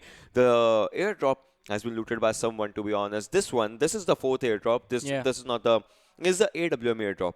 Oh yeah, this is the one that came previously. The previous one. Yeah, and so M249 airdrop, we'll have to see who actually loots it. Exactly, but even the AWM is pretty scary if you actually manage to connect those shots on the other side. Yeah. Oh, they can spot the players and upgrade. Oh, that was incredible as TX Viper goes down by Science Show's M16 and Science Show's Molotov takes down TX Niku as well. So players are falling short. Demon, look at him. Look at Demon. No one actually spots him out there. Demon, why are you not shooting him? Why are you not shooting him? Oh, he shoots it. That was something. Like, you...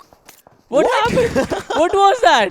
Wait a second. Why was Science not shooting at Demon? He was right in front of them. That was such a big misplay.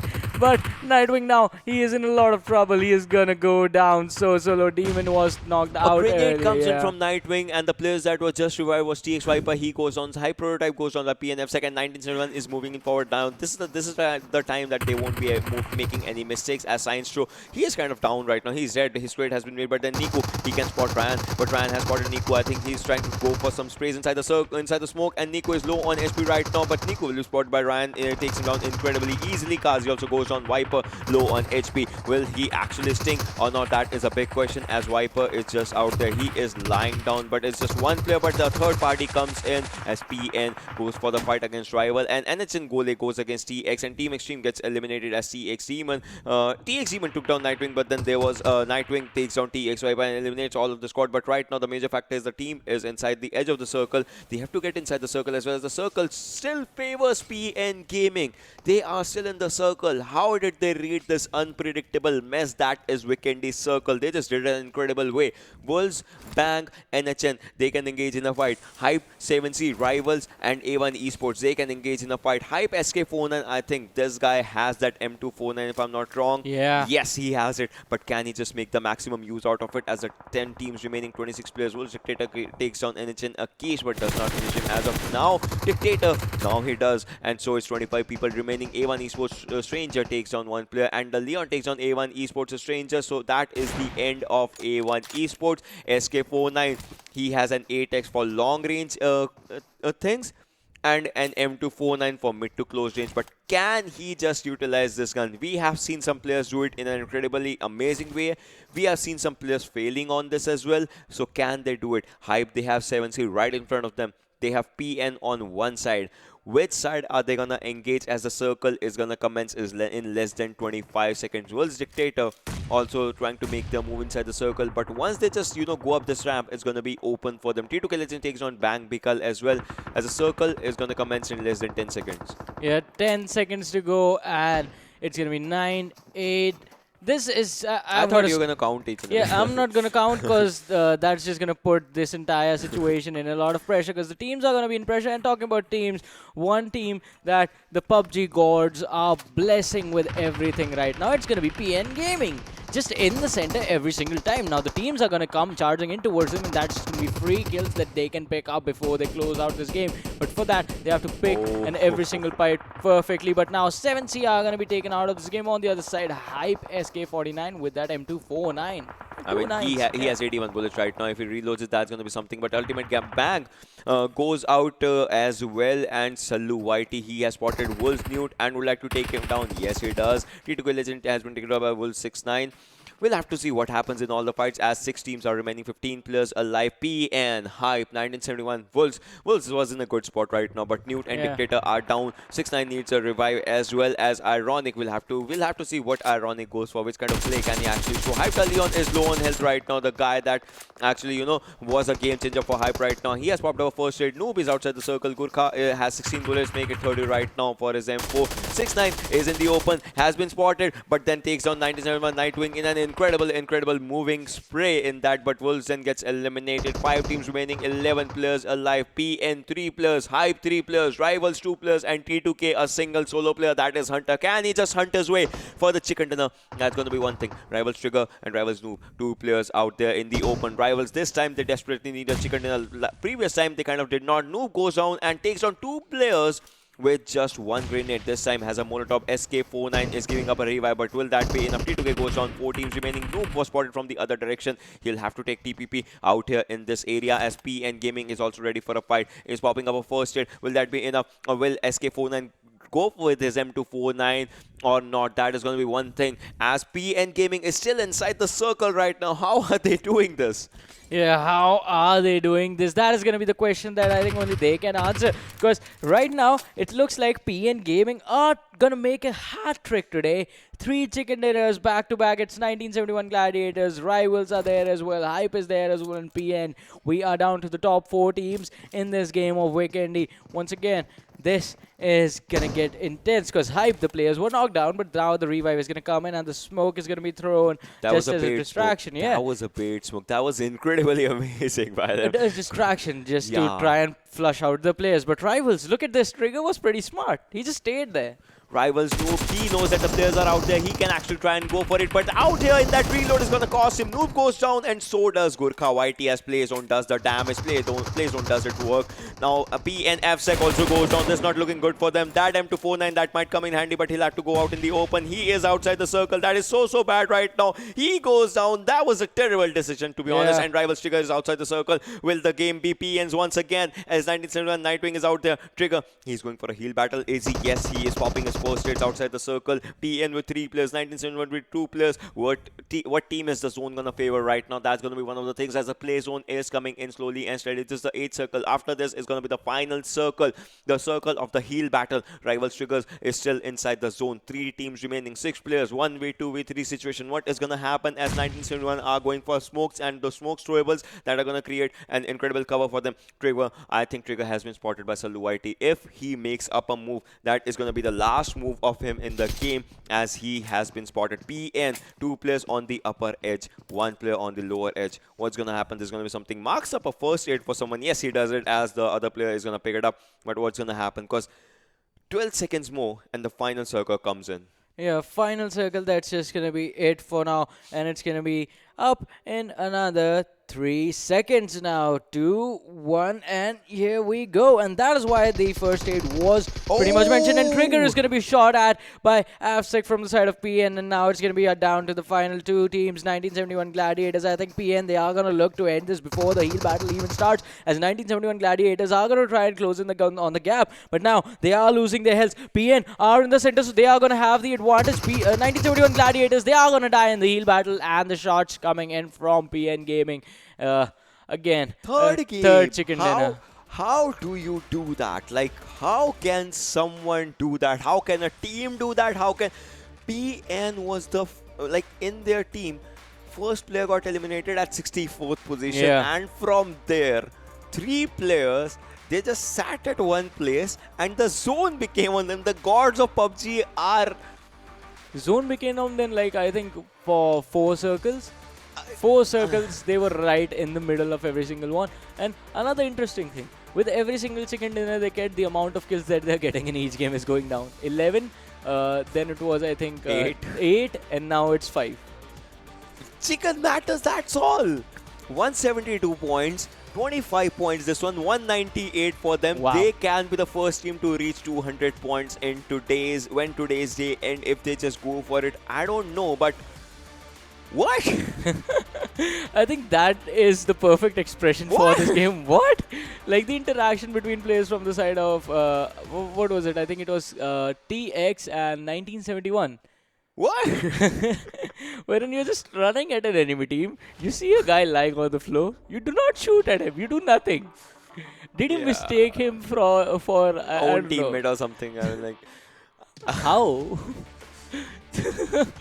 Unpredictability, man. This is what unpredictability is all about. But to be honest, the way PN Gaming, I mean, even if they take a fight or they don't take a fight, they have the game in their hands. And that is the kind of mentality that a player, I mean, they were not faced by the fact that one of their players went down. They were not faced by the fact that they might lose up a fight. They were not faced by the fact that they had to cross the road to get on the other side of the road as well. They were not faced by anything. They saw Rivals Trigger, headshot by FSEC, takes him down. They just come out without missing even a single second. They just come out, they just drop down, and they just go for the final 2 people in 97. Sinistro was wiped out, and the Nightwing was out there. He was also wiped out. And I think, if anything, the stairway to being the best team out there in South Asia, that stairway is being climbed up by this team in an incredible way. First day might have not been there, second day might have not been there, third day might have not been there. I mean, they were going slowly and steadily, but slow and steady wins the race, and that is what PN has shown. As INES, I think once again INES has just 1 point in this game, and they will still be sitting on the second, to be honest.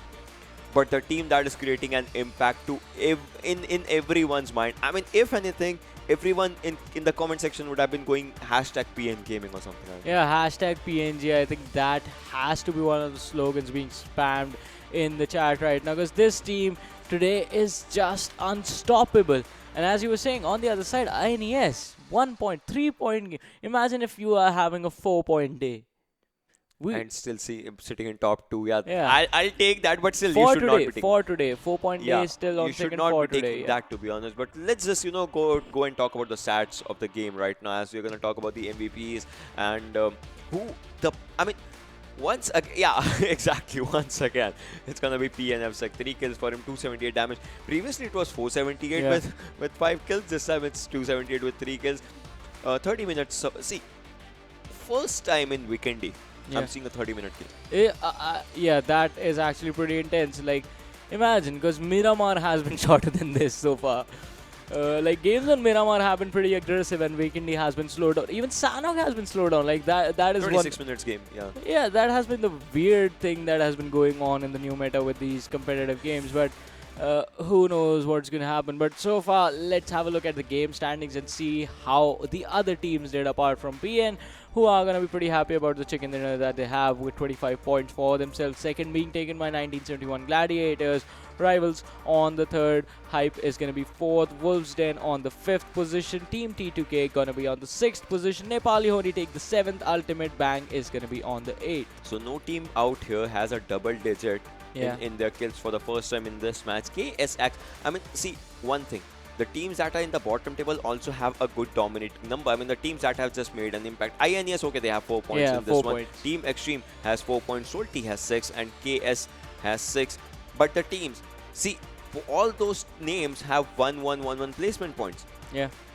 But 7C and A1, they are placed bottom to them because they, failed to get out the points. And R3D, they had a good run in first and second game. But this one, I mean, this one was really pretty bad for them. So that is one of the things that we'll have to see how it all changes with each and every game, as some teams are doing very, very good. A team is close to 200 points. If they just have 1 or 2 points in the next game, they'll be at a 200 mark. I think the way PN has been playing so far, they are definitely going to get the chicken dinner. How you beat that in one day? 3 back-to-back chicken dinners. With 4 chicken dinners. Yeah, with 4 total chicken dinners. I mean, how do you beat that?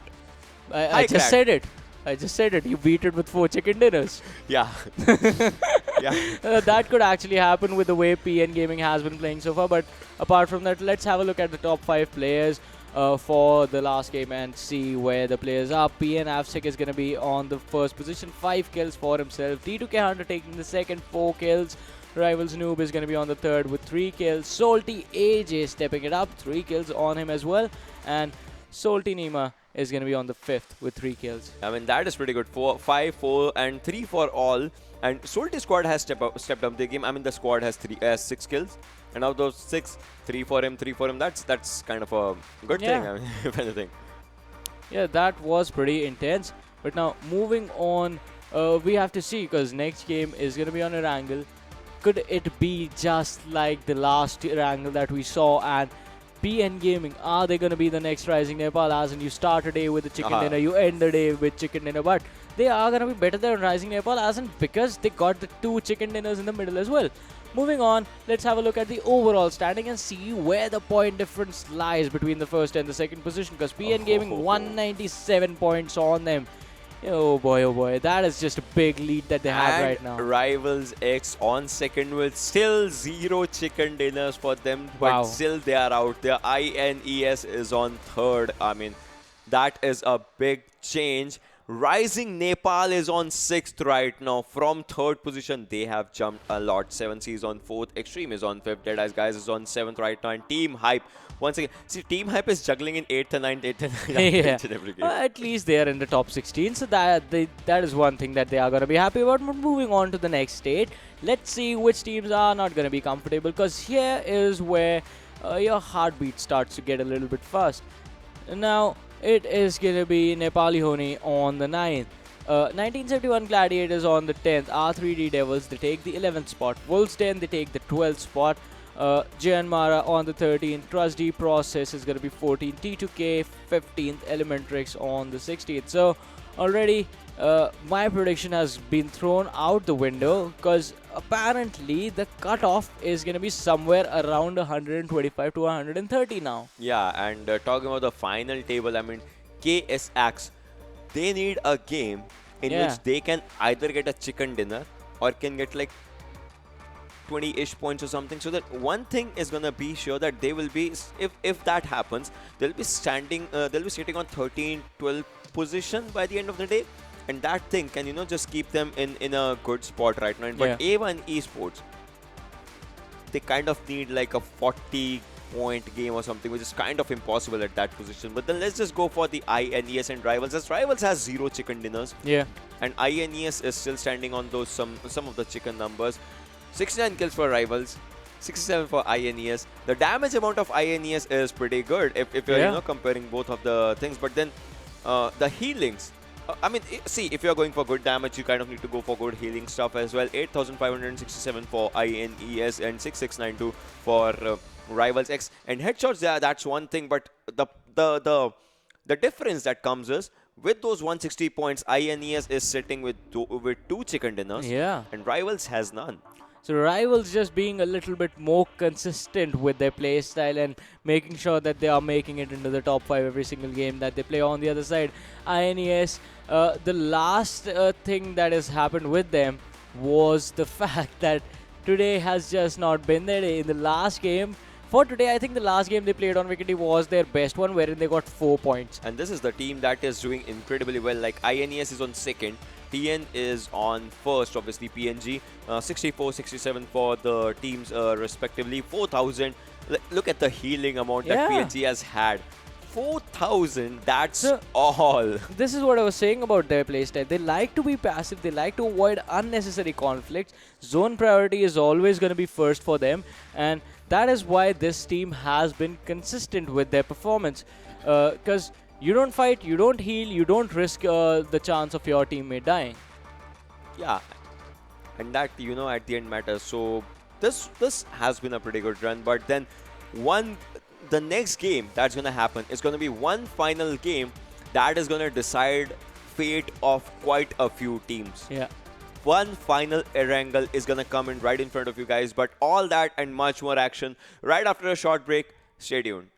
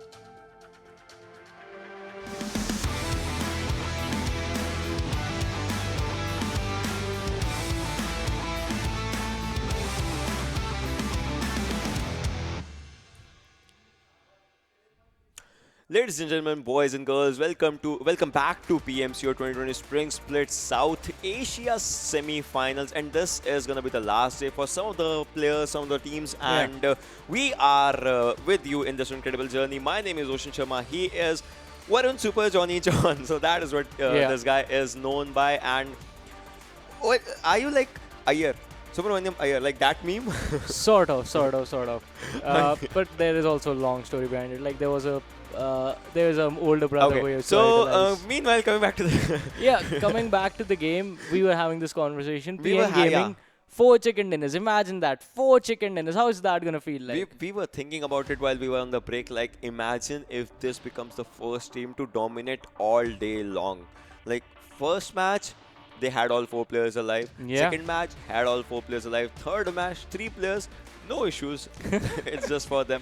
Fourth match, what is going to happen? Because the fourth match is similar to the first match in the way that the name is similar, the Erangel. That's just the only similarity. But the thing that is going to be different is going to be the circle, the plane path, each and every small thing, the landing drops, the guns that you find, those RNGs coming in handy. So those things are going to create an impact, and the impact that those things create are going to be shown in the game. As some teams, it might be a game of KS Axe, as some might say. It might be a game of A1 Esports that may make a difference, may not make a difference.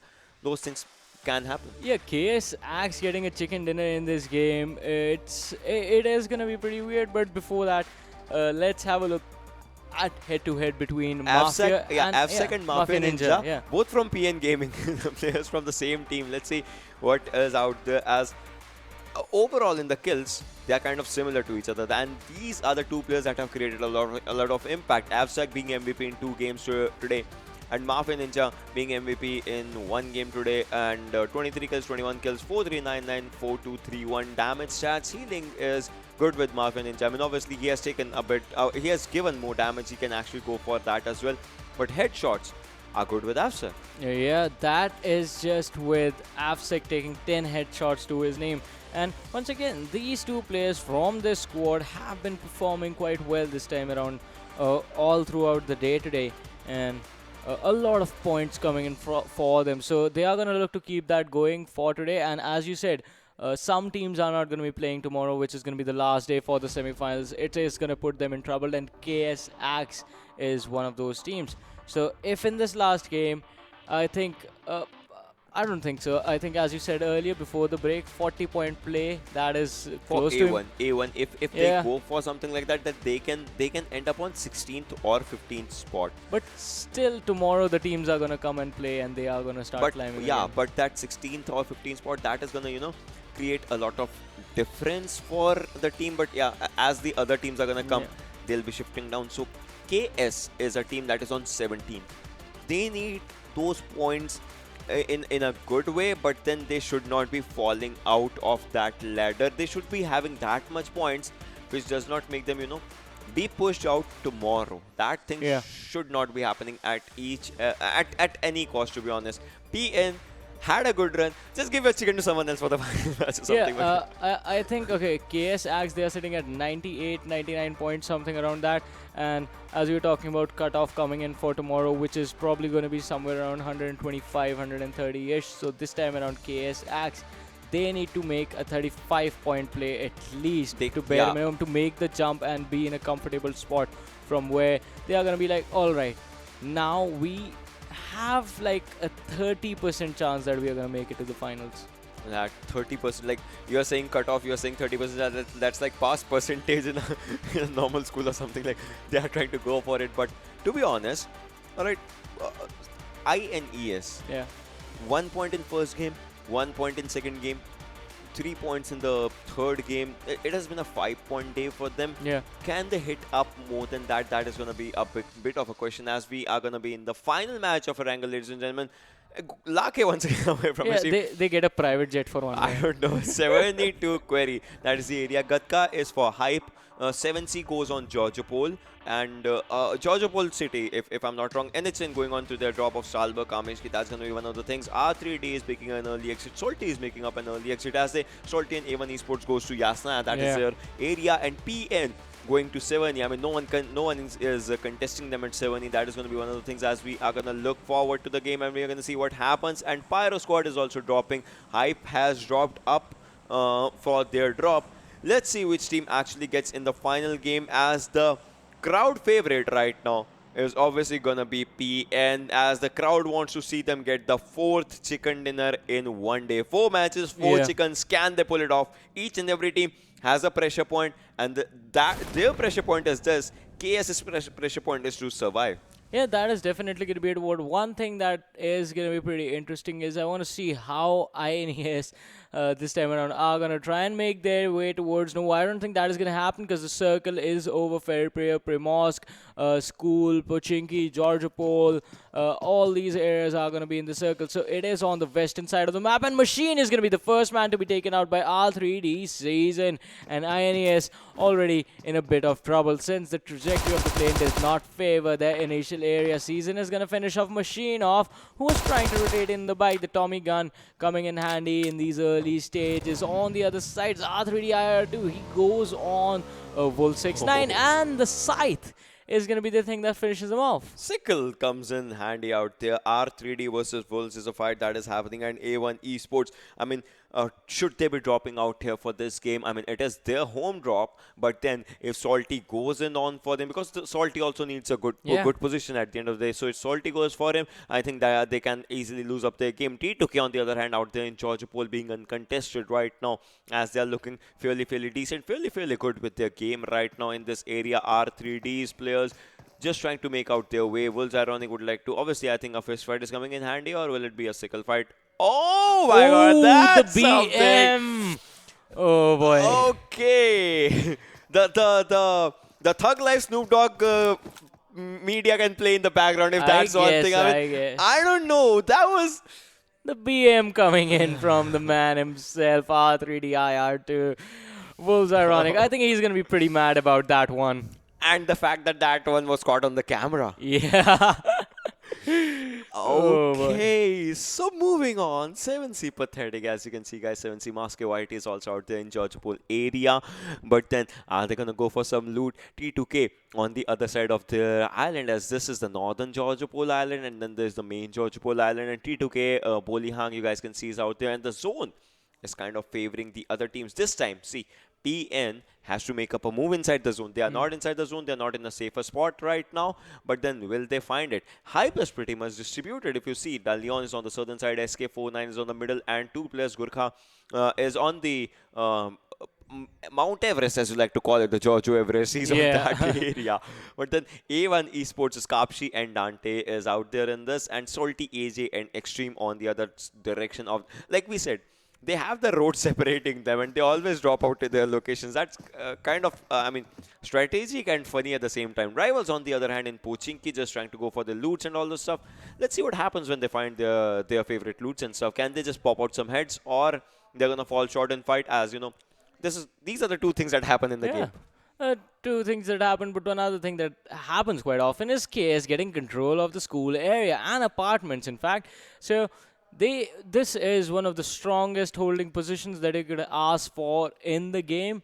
But once again, not really favoring them all this time around, just because, they get control of the school, but the circle is never there. Yeah, I mean, that's like one of the bad, good, things about them. Like, it can sometimes favor them, but then it all depends on how you want to rotate, how you want to, come out of those areas and all those stuff. That's going to be one of the things. Wolves Newt and Dictator are on inside that, the houses that separate Rozog and the other island, they're out there, and 1971 Ryan and Sinestro are out there in Primorsk. I mean, Primorsk is kind of an area where people usually don't go that much, but then if they're going for it, I think they're going for a good loot as well, as being uncontested, and the zone kicks in slowly and steadily. The zone is coming, and we'll have to see which teams make up an early move into the zone. As NHN is on that Stalber area, they'll kind of have to travel a lot when they have to make out their move into the zone as well. And Pyro is fairly close to a team. I think Pyro is going to be the one that is going to be engaged in an early fight, as team number 10, that is KS. KS is right in front of them. KS is ready for a fight. KS does not want to lose this one, as KS desperately needs those points. They need to be in that top 16. If they can actually make out a good utilization of their guns right now, they can have 4 kills in their hands. But will they go for it? That is a bit of a big question right now, as KS, I think, finding out a good way. KS would like to take the fight, but I mean, they have a high ground. They do have a high ground, but having covers of the apartments for the side of Pyro is going to give them the advantage. I've talked about this. If you're at school, you can't be contested, but you can say the same about this city close to school. Pyro, they are going to be in a bit of trouble. And Ocean, I remember correctly, this is the exact same spot where you were showing me the drive-by shots of, right? A Frogman, one of the most incredible players that PUBG community overall has ever seen. Like, that guy does a drive-by, an intense drive-by. He's in his vehicle, switches the seat, just bam, bam, bam, and just kills people, and then just switches the seat once again and drives the vehicle. You and I should like jump into a custom after today and try that one out. I'll stand here. You can try coming in a vehicle. I'm gonna go and sleep, to be honest. But yeah, we can just do that. But right now we have to see if KS actually managed to engage in a fight with Pyro. They do have the information that there are players right across from them, down on the downward slopes in the houses, but still trying to spot out the players is going to be in a bit of trouble. Miraz going in for the prone. Oh, he spots a car in the distance driving away, but I don't think they are going to worry about that too much. I mean, not right now, but then probably later on, when if the car turns around, then obviously it is PN Gaming. Oh, okay. You do not want that. Yeah, you should not be wanting that. I mean, the kill feed running with the names of PN Gaming taking control, but KS, what is that? What are they doing? KS, are they trying to chase PN Gaming? I mean, that should not be the case right now if that happens, because KS. PN Gaming needs a way to show that they are the lone survivors, the lone kings out there, and KS kind of needs those points. So that is going to be one of the things. Rivals once again on the screen, ladies and gentlemen, are out there in that Pochinki area. Slayer, Noob Trigger, still surviving out in the Pochinki apartments, church, and all those things. So we'll have to see what happens. And so far, 61 people are living out here with 16 teams still playing Wolfsden. 2 players are not there, as they lost 2 players. INES lost 1 player, and that's kind of a weird thing, as INES also needs those points. I mean, they don't need much points because they are sitting on the second. Like, now they are on 4th, right? But still, they kind of need those points and all those things. Meanwhile, the circle is still favoring 1971, still favoring Bang, still favoring 7C. NHN is making a late move, but they will be contested by Wolves on the side if that happens. And Hype is trying to spot and take some shots on PN, if I'm not wrong. And R3D on the screen, ladies and gentlemen, trying to take some shots on KS. And KS just moves to safety for now. Yeah, they are going to try and run away from that entire scenario. But looking at this, Primos 1971 Gladiators are going to be pretty much happy with their position for now in the game. And Bang is going to be happy. But once the blue zone comes in contact with the circle and the next circle forms, which is probably going to be somewhere, I think, right, wait, this is going to get confusing. I think Query is going to be in there. And Gatka is going to be available as well. No, Query is out. Gatka is in, and Puching is going to be in. School is going to be in. So KS rotating out of there. Not going to be happy about it. Could have stayed there for a little while longer. But talking about 1971 Gladiators, they are going to be forced to rotate out of Primorsk now, which is going to be tricky for them. I mean, for now, this is going to be like one of those things, like how you trick or treat yourself with a chicken dinner, or maybe kills in the fights. And Bang, they have started rotating inside the circle. As the second circle is going to commence in less than a minute right now, and that is going to be changing each and everything. R3D, the players are still trying to spot some players, and if they spot, I think that's going to be KS, the players that they're going to spot. T2K. In these two compounds near Ruins and Everest of Georgopol. So they have 3 vehicles for themselves. Pretty good. They have 2 houses for themselves. Pretty good. They are inside the circle. Pretty good. I mean, all the check boxes are being checked right now. So they can just stay here for a while if they don't want to engage in a fight right now. 30 more seconds, and R3D kind of will have to make a move inside the circle, as well as the circle is gonna commence in a while as well. 20 seconds as of now. Salty Squad is also in a good situation right now. Yeah, that is going to be definitely a good position for them to hold for now, since the next circle is going to take a while to close in. But on the other side, INES already losing machine from there. Now they are going to be pretty much playing this game on a slower pace. But now T2K, they are being surrounded. Nepali Ho Ni at a distance, Salty at a distance. the area outside of Ruins could be where T2K actually come in, and this could be their demise. But for now, the good thing for them is that no one actually spotted them, so this compound is where they are going to look to hide for the next 4 seconds once the blue zone is going to start kicking in. I mean, once the blue zone start kicking in, and as of now, the blue zone is kicking in. 10 minutes and 54 seconds inside the circle, inside the game, ladies and gentlemen. We are and out, as you can see. Mafia Ninja was going really good with his Mini 14, trying to pop out the tires out there so that the movement can be stopped from the opponents. That is the ultimate bang, and each and every team out here. But PN is the one that is still looking for a fight. I mean, they just spotted out some players. They were going for the mental breakdown, and Pyrokikas takes on R3D Private 7. So R3D once again looking in a bad spot out here. R3D was on the upper edge, but then Pyro holding out their mark. They are ready for it. IR2 has spotted some players, but he has been spotted as well, as 32 damage comes on him. He is down to 68 HP right now. 7C Demon OP was out there, but Pyromyth, no one knows his location. If R3D is taking the fight that is right adjacent to them, then Myth and Yama can take the long range fight and can easily pop out some heads. And talking about popping out some heads, this gun is a versatile gun. It can go for DMR as a DMR use as well. MK14, it can go for auto use as well. R3D Kagura is moving in forward to his players, and I think they are gonna just leave this area and just move away. See, this is how the gameplay has changed right now. This is how the slow game the game is, because for some teams, this is a do and die situation. Exactly. One of those teams is going to be KSX, who are going to be coming in contact with TX, Team Xtreme, that is. But now, once again, the blue zone in a few seconds is going to make contact with the circle, and we will have to see where the next shift is. Who's going to be in trouble? Who's going to be safe? Who's going to be fighting for survival? And once again, it's right in the middle. Pochinki players are just getting lucky this time around. Rivals, bang, PN once again predicting the circle just like the last game. 1971 Gladiators, they are going to be happy. But two teams that are not going to be happy is going to be KS and TX. Because those two were fighting on the other side. But Brave from the side of INES, he's going to be knocked down. R3D, they have their crosshairs set on the mat. This is going to be a 3 versus 4 fight. Because INES did lose one play as soon as the game started. And now R3D Kagura was finished off by INES players, but now IR2 and his lads are Evil Eye. Where are you fighting? No one's there. Okay, IR2, he just gave away his position with that UMP shots being fired, but on the other side, Evil Eye coming with the revive for his teammates. They are going to dodge out. The smoke was there, so the wraparound is going to come in for the players. The nade being chunked in. Can it dish out some damage?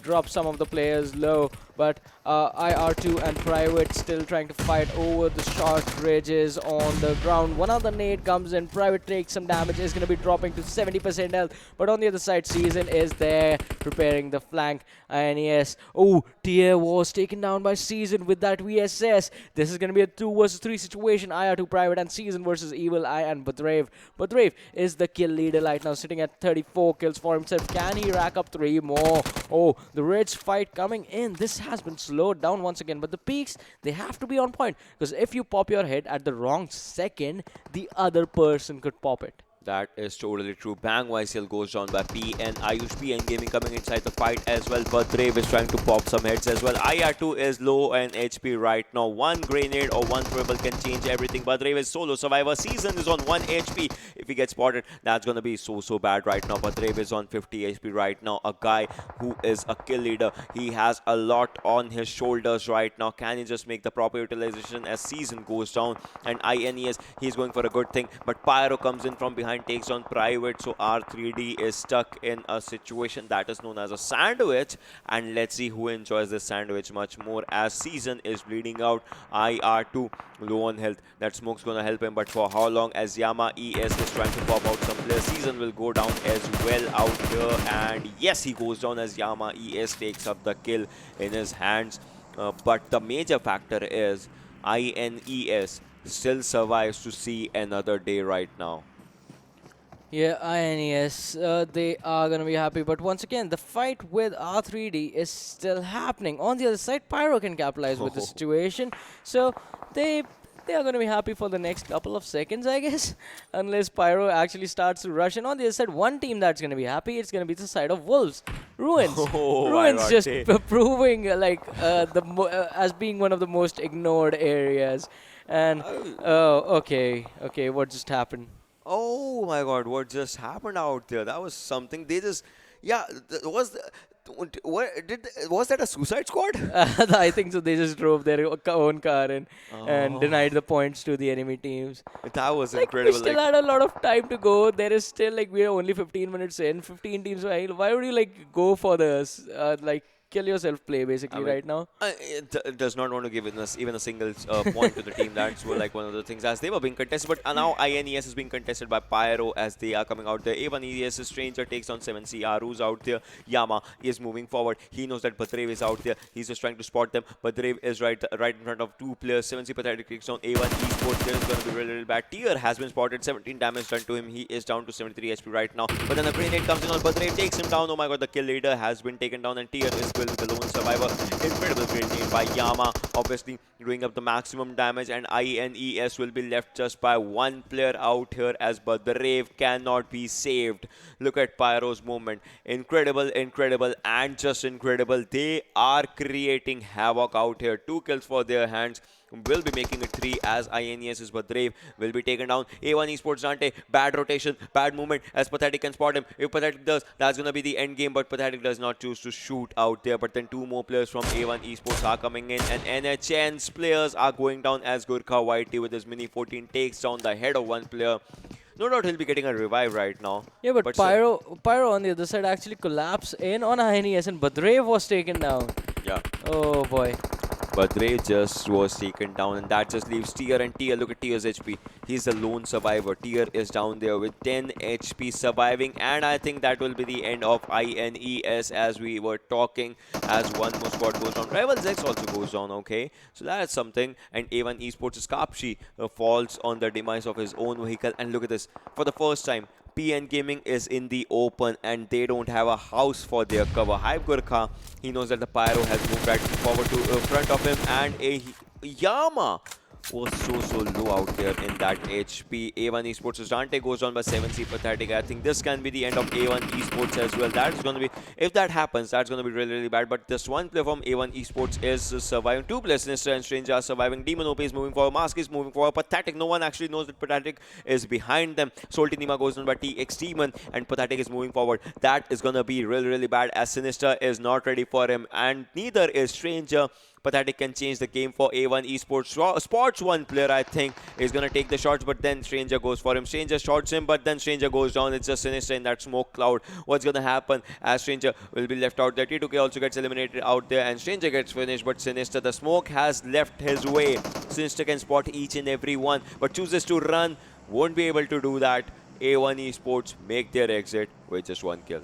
Yeah, A1 Esports, this has definitely not been their day so far. On the other side, another team that we want to talk about is going to be Hype and Pyro right now in the compounds, in the houses right next to each other, are going to engage in combat. And Ocean, a couple of seconds ago, you said for the first time PN Gaming are out in the open outside the circle. Yeah. But I don't think they plan to do that for so long. They are in the circle right now, and we have to see the next one. Yeah. They're in the outside area without any house or something. And now the house in the center is the one that is uncontested. Will PN make a move for that? Will 1971 make a move for that? Will NHN make a move for that? The 4th airdrop has an AUG in its presence right now. We'll have to see which team actually takes it, as Hype is trying to go forward. They are ready for a fight against Pyro. Matthias is low on HP, and there comes a person who actually takes 1 player down, and this is going to be really, really bad as Pyro's 2 players, they have been falling down right now. Kickass has been taken down, and I think Pyro within just 1 second by Hype the Leon.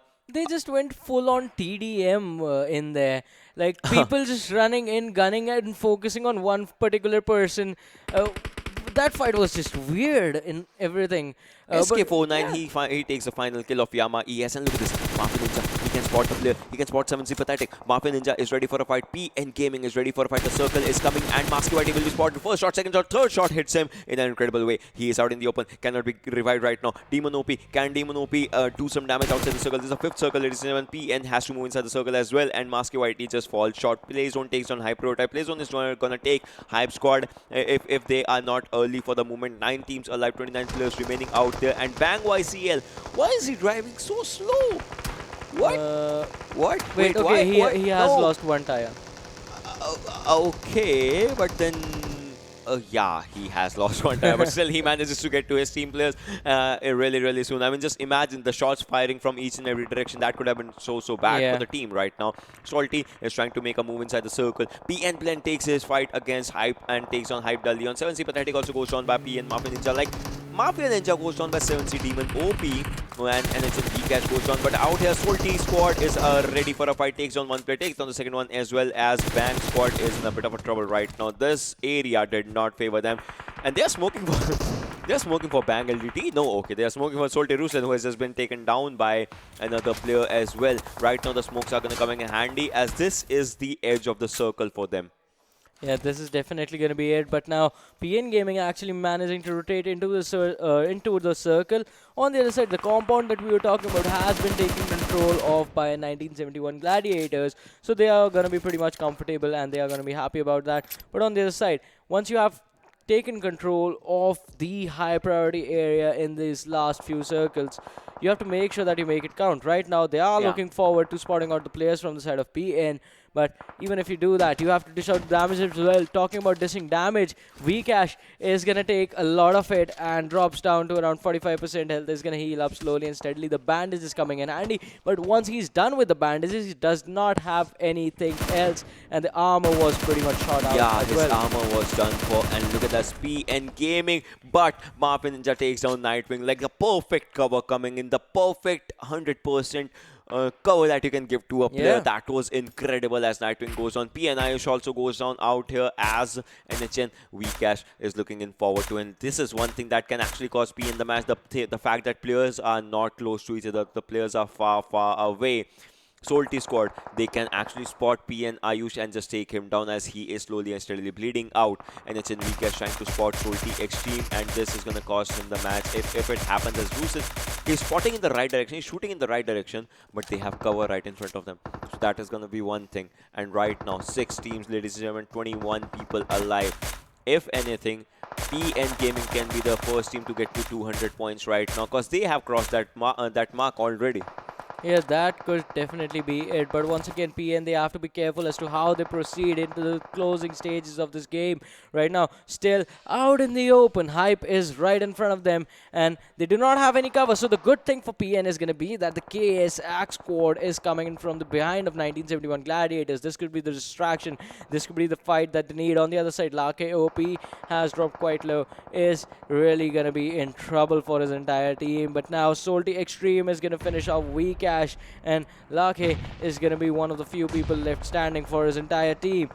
When will this man be taken out? I think it's going to be really soon. But I was talking about KS Axe causing trouble for 1971 Gladiators. PN's 2 players are taken down by KS and Salty. I mean, PN has been third party, the thing that no one wanted out there. But then KS is ready for a fight. They are moving fairly close. As you can see, Ifty is moving close to Sallu, YT, SK49, the solo survivor from Hype Squad is still out there. And Salty is looking for a fight. They are looking to take PN down, but PN, look at the smoke cloud that they have created. Sallu YT, no smoke for him right now, as he is out in the open. NHN gets eliminated on the 6th position, down to 5 teams. PN is in a bid spot. If PN wins this fight right now, they are legit gods in this game, if anything, if I'm not wrong right in this fight. Look at SK49 still in that shack. He is not giving any movement, and the player that is giving movement is Saluarity, as he throws up a Molotov right now. KS should be worried about him, as he is, see, he's not a solo survivor, but he's still out there. He has been spotted, as the players know that there was someone who was causing them trouble. If he would like to take that TPP, and if he does it in the right direction, I think Saluarity can be taken on. They are focusing their focus on some other direction out there, but this grenade can change everything. Saluarity down to 20 HP right now. I mean, they hit it in the right spot, but then that was not enough. KS Harit goes with a grenade on PN. Second, PN Ayush, and PN Gaming gets eliminated on the 5th spot. That means for the first time in today, we are gonna see a new winner. Will it be KS to change each and everything about themselves? Because that is gonna be one question that needs answers. KS is going berserk on each and everyone. Nightwing takes on KS Ifty, but still KS won't be phased, as KS is ready for a fight. Ryan is moving forward. Ryan has spotted some players. Ryan takes on KS Sanhok. Harit is a lone survivor. Can this happen? He's on 10 HP right now. He won't be able to take it, but then SK49 is out there. He has spotted him. That is gonna be something, as KS also gets eliminated. KS Axe on 4th position. 1971 Hype and Solti, if I'm not wrong, is behind that. And the grenade is going to change everything. But a drop shot from SK49 takes down one player. He moves into the compound once again. It's just two players. Nightwing is out there. SK49 back to low HP. Nightwing does the damage, and that damage is going to cost everything. But the grenade from Solti, AJ takes on 1971 Sallu YT. Solti with 3 players. 1971 with 2 players. One bleeding out. That is Ryan. Sinestro, Nightwing. Can they take this fight as Roots and Xtreme and AJ are moving forward? This is intense, ladies and gentlemen. The final game. The grenade does the job, and Solti's squad wins the game. 1-8 just finishing everyone off quite easily, and 16 kills for the team of Solti squad. On the other side, okay, this is what I was going to talk about, that 1971 Gladiators, imagine this, 1971 Gladiators, this is where they are. PN Gaming, they are on this side. KS Axe coming in from behind the compounds, out in the open, and instead of contesting the compound, just decide to go on the other side where they know someone is already getting shot at. So, Ocean, you're basically putting yourself into where the enemy's crosshair is already is. I mean, yeah. Why would you do that? That was something like pretty weird of what the team, to be honest, This did. could have been their game. I mean, yeah, it could have been their game, but talking about the stuff that was happening out there, I mean, like I said, PN Gaming, they were out in that cluster. Solti was behind them. Hype SK49, I mean, he was right in front of them, but he was still sitting out there. 1971 was on their right-hand side. KS was right in front of them. So they were being contested by 4 directions, and 5th was them. So I said if they could just pull it out, that is going to be a miracle out there. But then they could not, because obviously the smoke was going to fade at one time. And when the smoke fades, your location is just right in. I mean, you can smoke, you can go for 4 smokes, you can go for 5 smokes, you can go for 10 smokes, but for how long are they gonna hold your position? That is one thing.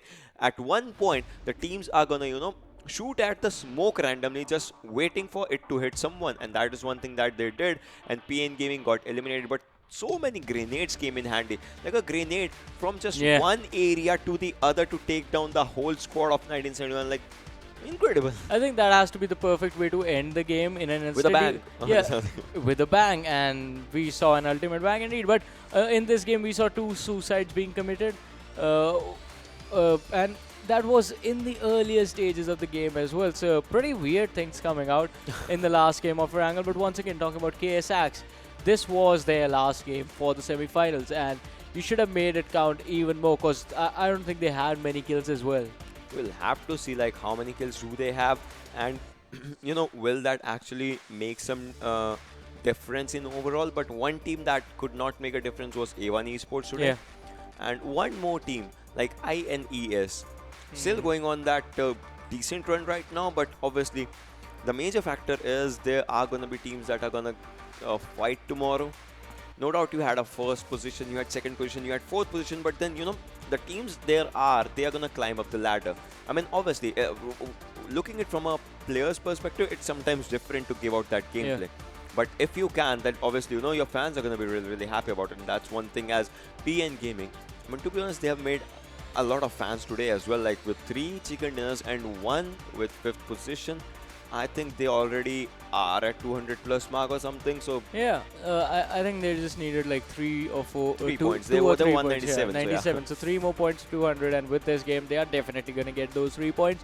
Easy. So yeah, crossing that threshold for the first time. On the other side, we will have to see as to which team is going to be sitting at that bare 16th position mark. And if that team has a match tomorrow exactly, or not. yeah.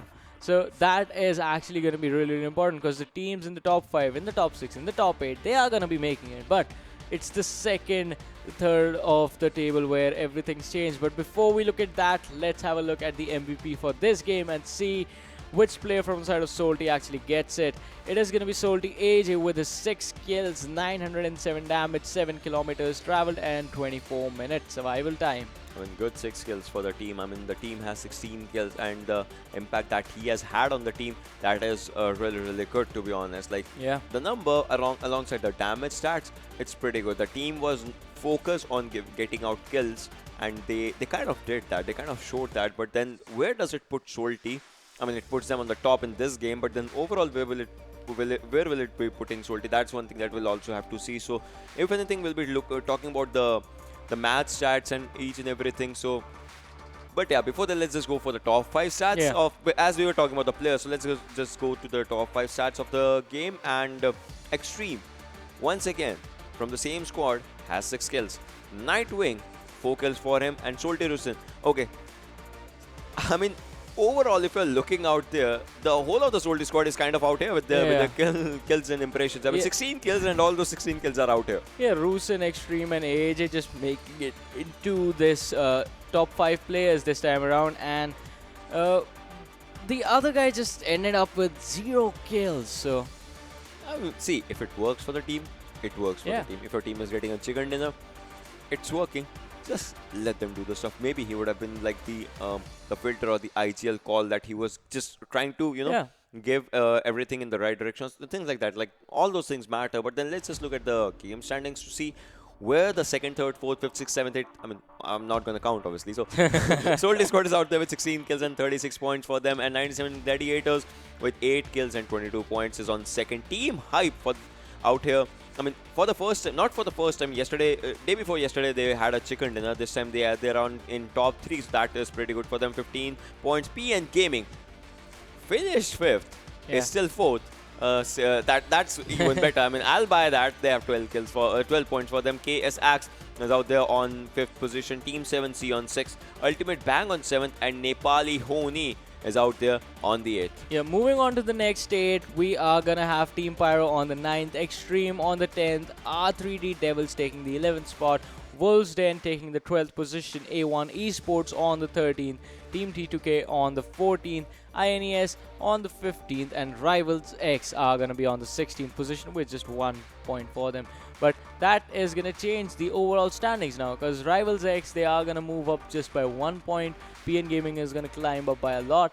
And let's just have a look at the overall standing and see how much changes this time around. Because one thing that's not going to change is going to be PN Gaming with the first position for them, 209 points. But the second and the third just swapped. INES takes the second now, 162 points. And Rivals X with those 92 placements point, 69 kills on them, 161 points in total, are going to be sitting on the third now.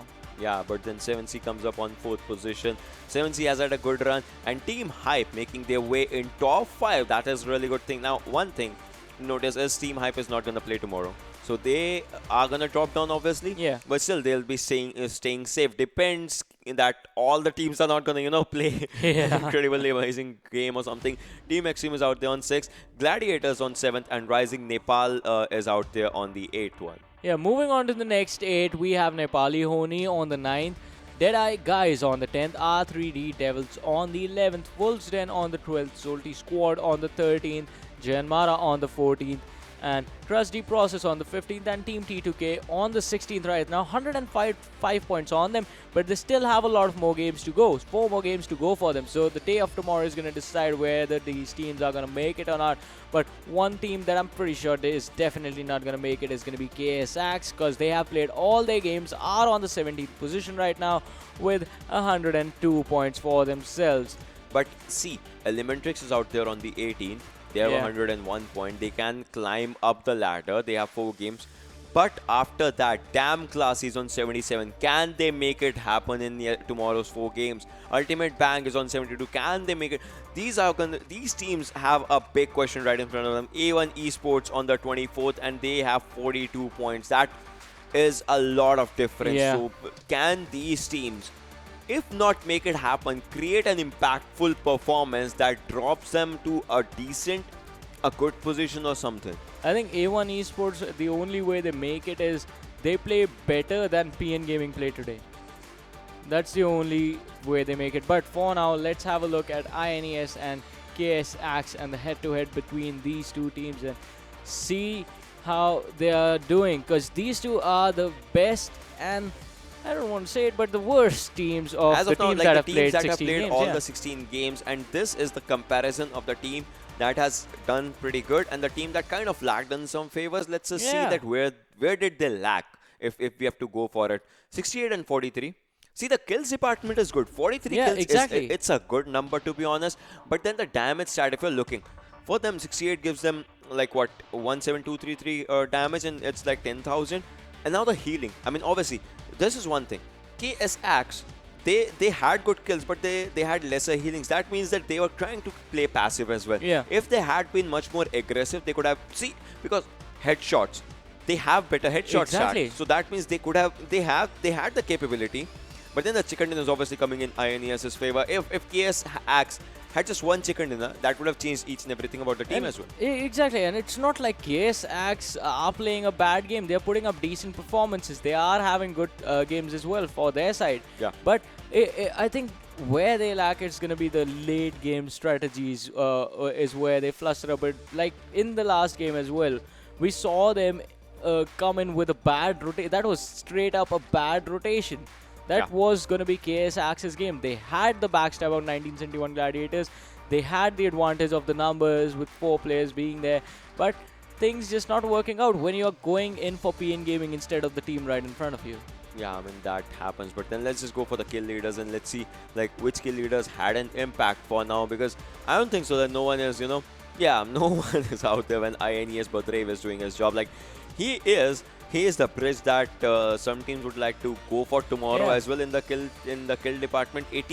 His survival time is 18 minutes, and still he has that much kills. That is pretty impressive with 8,000. If this guy was playing more and more, he could have gone to 10,000 damage as a solo player or something. I don't know. Soul THA is on second with 26, PN Marvin Ninja on third with 24, and Rivals Newborn once again on 24, and Hype the Leon is on the 5th position with 23. Yeah, and moving on to the next 5, it's TX Demon on the 6th, 22 kills. PN Avsek is going to be 7th, and he is going to be there with 22 kills. Moving on the 8th position, it's going to be Wolf 69, 22 kills. T2K Chari is going to be 9th with 21 kills, and 1971 Gladiators is going to be 10th. Nightwing, 21 kills. Alright, so the teams that are playing out here, they are playing for just one thing, and that is to, obviously make their name, to show their gameplay to the entire world, but the entire world sees them in PMPL, right? Exactly. There's going to be something that happens after this PMCO finals, that's going to be PMPL, and this is the format and all the slots for PMPL South Asia teams. This is the first time, ladies and gentlemen, this is right out here for you in the first, in its initial stages. This is, no one has ever, seen this, and this is incredible. Qualified through PMCO fall split. The teams that are qualified through PMCO 2019 fall, the one that happened previously, the global final team gets an invite. Alright? So the 2 teams who went to the global finals from fall split, plus the 3 teams that made it into the prelim. So basically the top 5 teams already get a slot. Then from the India qualifiers, we are going to have the top 9 teams that are going to be making it, and from South Asia we have 6 slots available to us. Top 6 teams are going to be making it. So from tomorrow, right now the race is to just stay in the top 16. Tomorrow is going to be the race to stay in the top 6, not even the top 8. Top 6 for South Asia, top 9 for India, and obviously the teams that are invited, they are the best teams that these teams are going to commence the competition against. So to be honest, if I'm not wrong, these are the filters that where the teams are going, the best of the best of the best of the best teams. Right now it just says PMCO SA Team 1, SA Team 2, SA Team 3, but then there'll be name stamps on this. There'll be names, there'll be the team's logos, the players are going to be pretty ready, and the league, as you said, this is the first time it's happening. It is going to be the inaugural league, and if you actually perform, you're going to be the OGs coming in later on. I mean, you guys are going to be like the OGs, the tanks that everyone's gonna see. Have you seen Dosti Ka Naya Maidan in PUBG Mobile? The latest episode. All the episodes. No. So there's a guy named as M Tank, like the guy who practices everything and he becomes the best in the game. And that is like, okay, like he did not go to any competition or something, but then he did it to make friends. And this has been the game that helps us make friends and all. But then we'll just talk about the schedule as well, as we are talking about the final day that's going to be happening tomorrow, Group B and C, 18th Feb. And obviously at the end, that is where everything ends for some teams. That is where everything begins for the others. And as each and every day, you're going to have a lot of impact with your gameplay, like PN Gaming had today. Each and every day, you are going to, fall short of some things like KSX did today. But each and every day, you kind of learn good things about yourselves, about your gameplay, about your mentality, about your temperament with regards to the game. So I think with those words, we can actually move on to the closing segment. So be right back to us tomorrow. Yeah. We're going to be out there. We're going to see which team actually makes an impact and the top 16 teams that are going to be unfolding right in front of you tomorrow. So thank you everyone for watching. You guys have been an incredibly amazing audience. Do join us tomorrow. Good night.